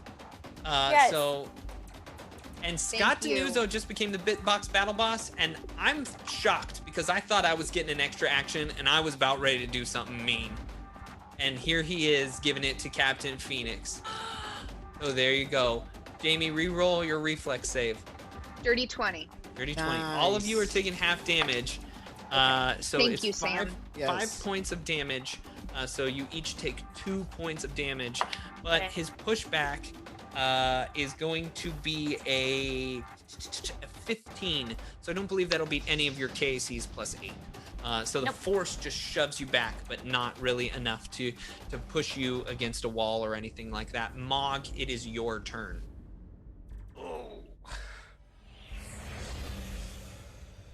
Oh, we just got a donation from Penguin Witch Doctor. A Bedzagak, Stim Pack, and Overcharge make Ben pay. Ooh. If you can live long enough to do it. Okay. We need med AIs. Okay. Mog, it is your turn. Still crouched down. My eye mandibles will look up and blink, not synchronized, Okay. and I will reach forward and attempt to invade this mind. All right. Spell resistance. What do I roll? It's a caster level check or a concentration check. You should have it, correct? Ooh. Nope. No? All right. Let me give you a little spell resistance, Sony here. I believe it is your caster level plus your key ability score. Okay. And So let me D20, just- yeah. And a D20, yeah. Yeah. Okay, cool. I got a 24. All right, you are able to make it through the spell resistance. All right. DC 16, sir. DC 16. Yeah, he's not gonna make that with an 11. Go ahead and roll your damage. All max damage. Okay. 21 total. Okay. Yeah, 21 points of damage total. Boom, you crush into his mind just like everybody else. You know, he's been doing it to you guys, now you do it to him. It's the top of the round. It is Captain Phoenix's turn. Would you like to move, Sam? No. No. Okay, you're in a good spot. All right, Captain Phoenix, what would you like to do? I'm going to take another serum of healing that I have. Okay. Real quick. Sam, just to let you know, it's just caster level, but you still would have beaten it. Oh, okay. Okay. Thank you. Yeah, it would have been 21. So that was one action, and then I can move. Right. I'm gonna move. Oh no, I feel like I'm okay here, actually. Years 2019 has given me a No. Love you. Because what we need right now is hope. Yeah, thanks, guys. I'm wanna gonna die. wait, I can't. I can move, but I'm not gonna move. Wait. If I cast something, can I cast through everybody? You already have used your standard on your. I know, but I have an extra action. That's why I'm asking. Yeah, you can cast spells through people, unless it's like a line effect, in which case you would cast literally through them and hit them, or a cone effect. Right. I just don't think it's gonna work. My DCs are so low.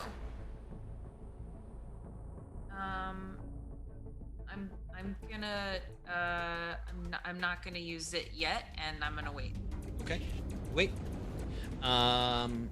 It is good old Chunk's turn. Chunk steps up and slams into No-No. That's a 17 on the die, so that will hit with a 26. Yep. That's 6 points of bludgeoning damage, and then it's gonna shift over, and I'm gonna use my extra action to also slam a Bedzagak. Thanks, that Delirious. is going to be a 23 to hit. Yeah. And also 6 points of... Oh, I'm sorry, that's 11 points of bludgeoning damage. And Jamie, also Okay. 11 on you. Not 6. Oh, Great. wow. And then it continues using its spring attack to move away. It's No-No's turn. No-No, what would you like to do? No-No's like holding her side and breathing heavy at this point. Her fur is a little matted. But for all the years she's been with Abed, they've never let one get away. So she's gonna level all of the weapons at... Nope.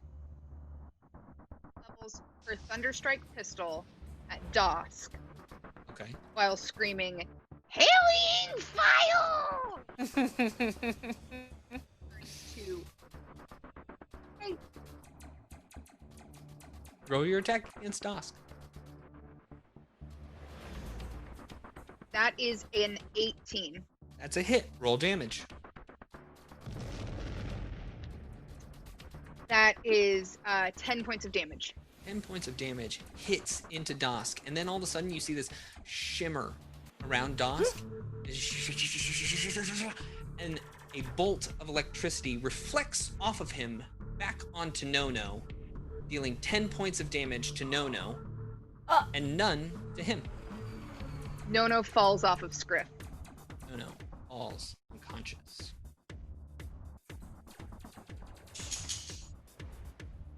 We continue along. But was Scriff gonna for take now, shots?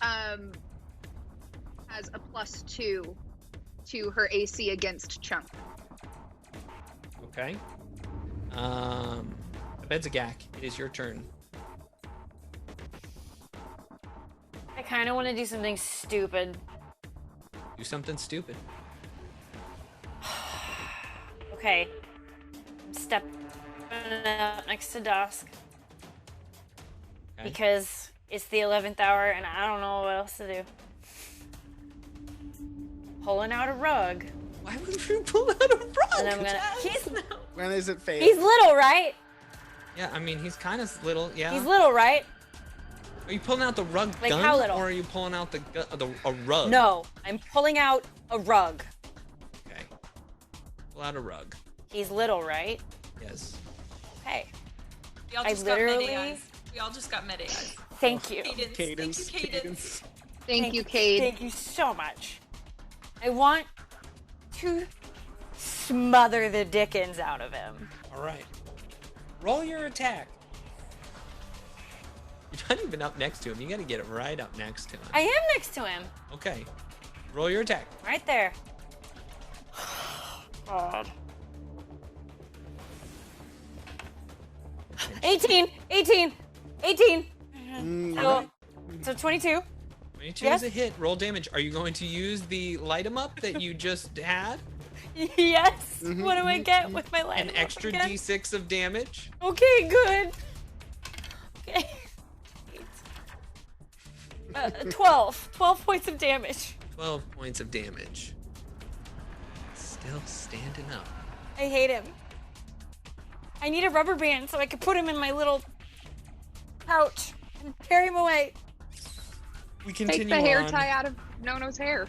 It is his turn. You're right up there. He's smiling at you. No, he's smothered. He's under it. No. He's better than that. And he takes his hammer and he swipes at you, this sledge. I kid you not. Dude. I kid you not. It's another natural 20. Dude. I'm gonna die. I don't have enough resolve points. I gotta.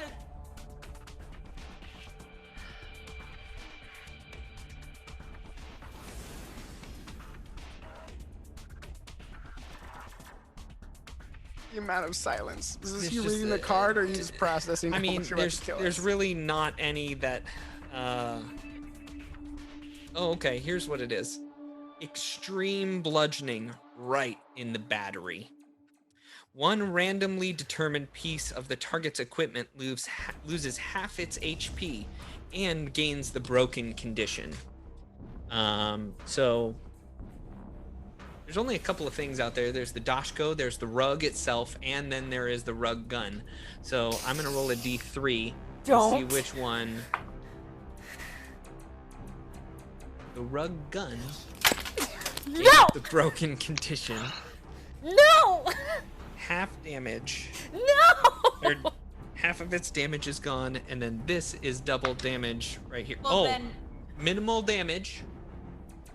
Go ahead, Katie. you said minimal damage. I How did. much damage is that? 4 points of damage. That ability is so good, Katie. I mean, I'll do it.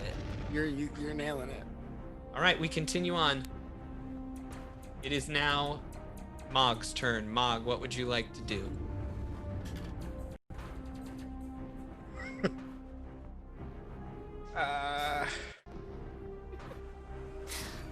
I would like to thrust this mind for my last time. Kill him! At least at this strength.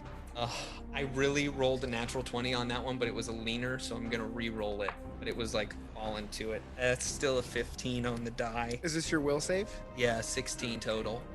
That's the DC, so I gotta Plus- beat your spell resistance though first, right? Yeah, Just my caster level. caster level, yeah.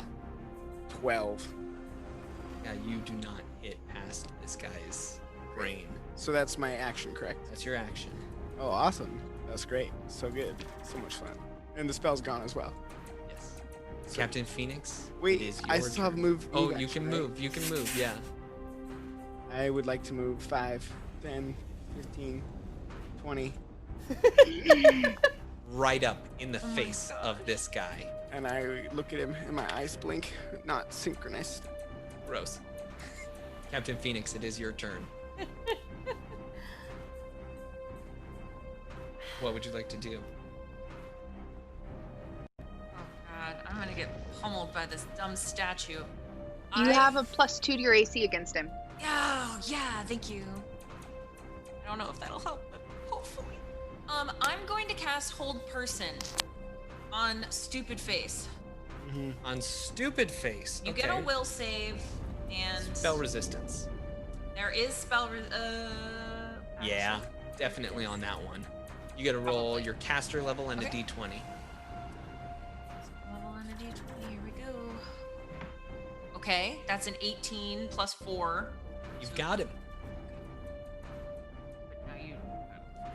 Now I get a will save, correct? Yes, and I want you to roll low. Okay. I rolled an 18 too. Well, you're not held. I'm gonna also use this meta AI that I have here. Thank Alright, you. Patches jumps down. Would you like to move anywhere? Feeling a little bit better. Yes, I am going to move. Yes. Yes, I am gonna move. It's stupid. It's stupid, but we're all stupid. And I'm gonna touch him with my extra action. And I am going to cast Jolting Surge on this stupid head. Now, Jolting Surge, does that require spell resistance? No, I don't think that it does. Cool. But you still got to touch him.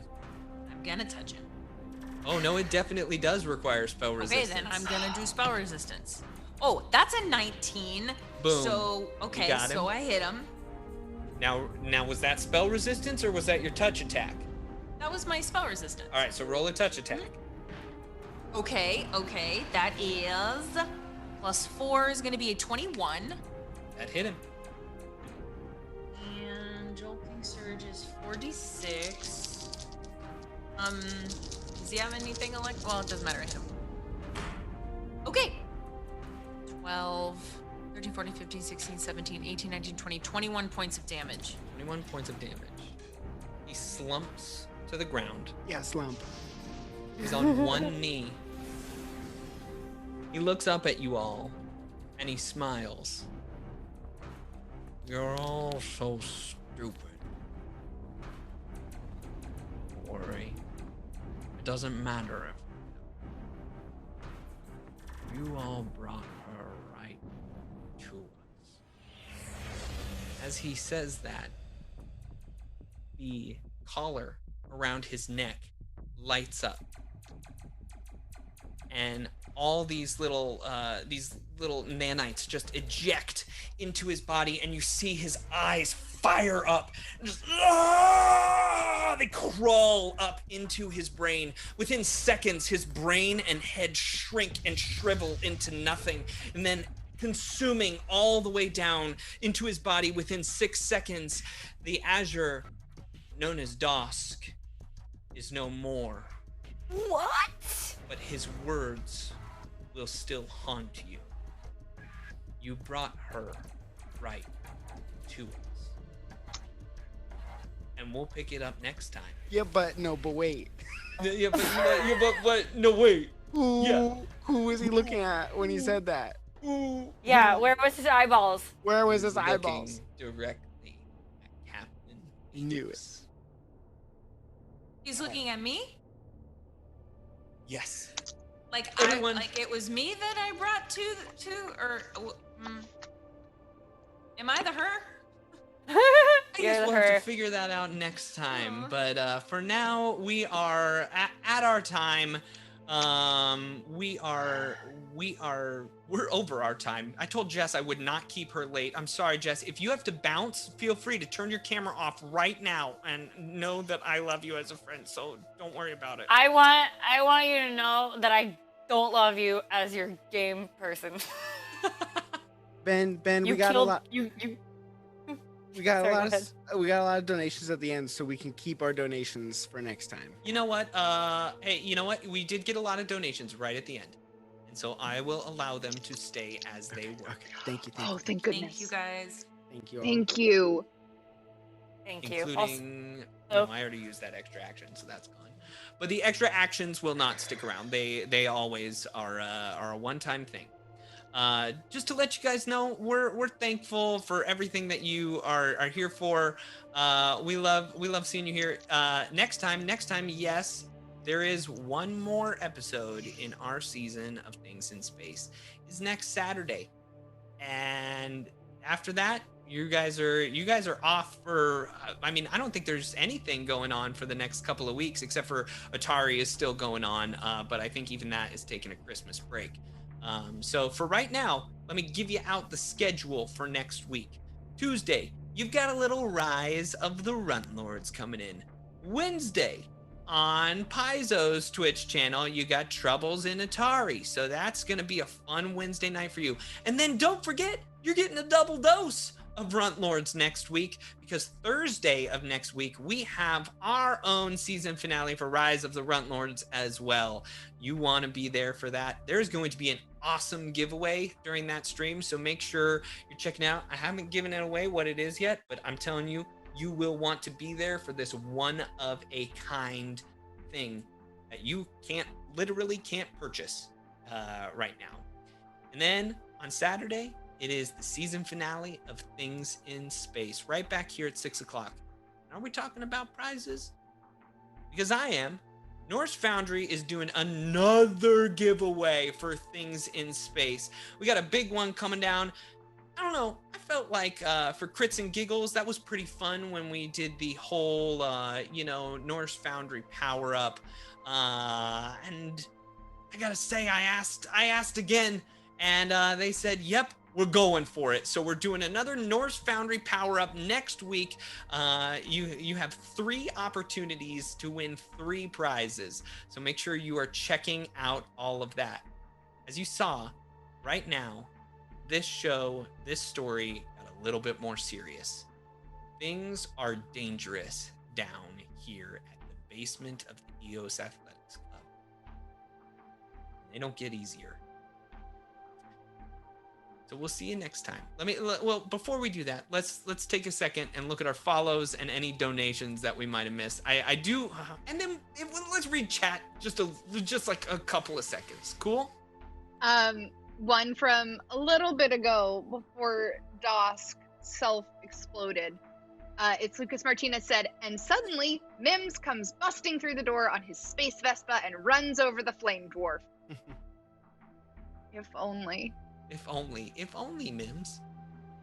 Delirious 2019, who was the one that gave Ben an extra action, just want to remind everyone. Also said, "Can we have 10 seconds for the rug gun?" Which I'm assuming is a little 10 seconds silence for rug gun. Yeah.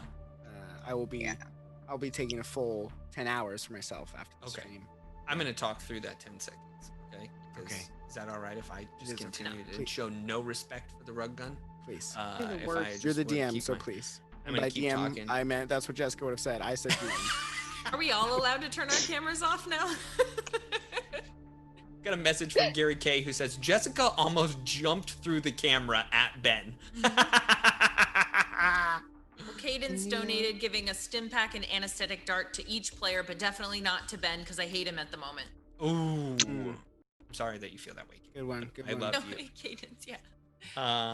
We've been followed by Ras320 and Stargazer Lily 2020 has resubbed for 20 months.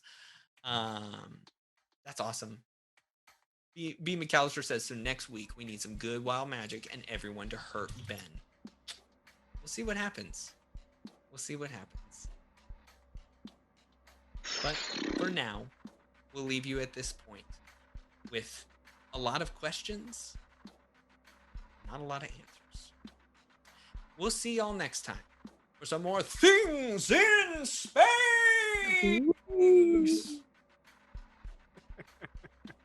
You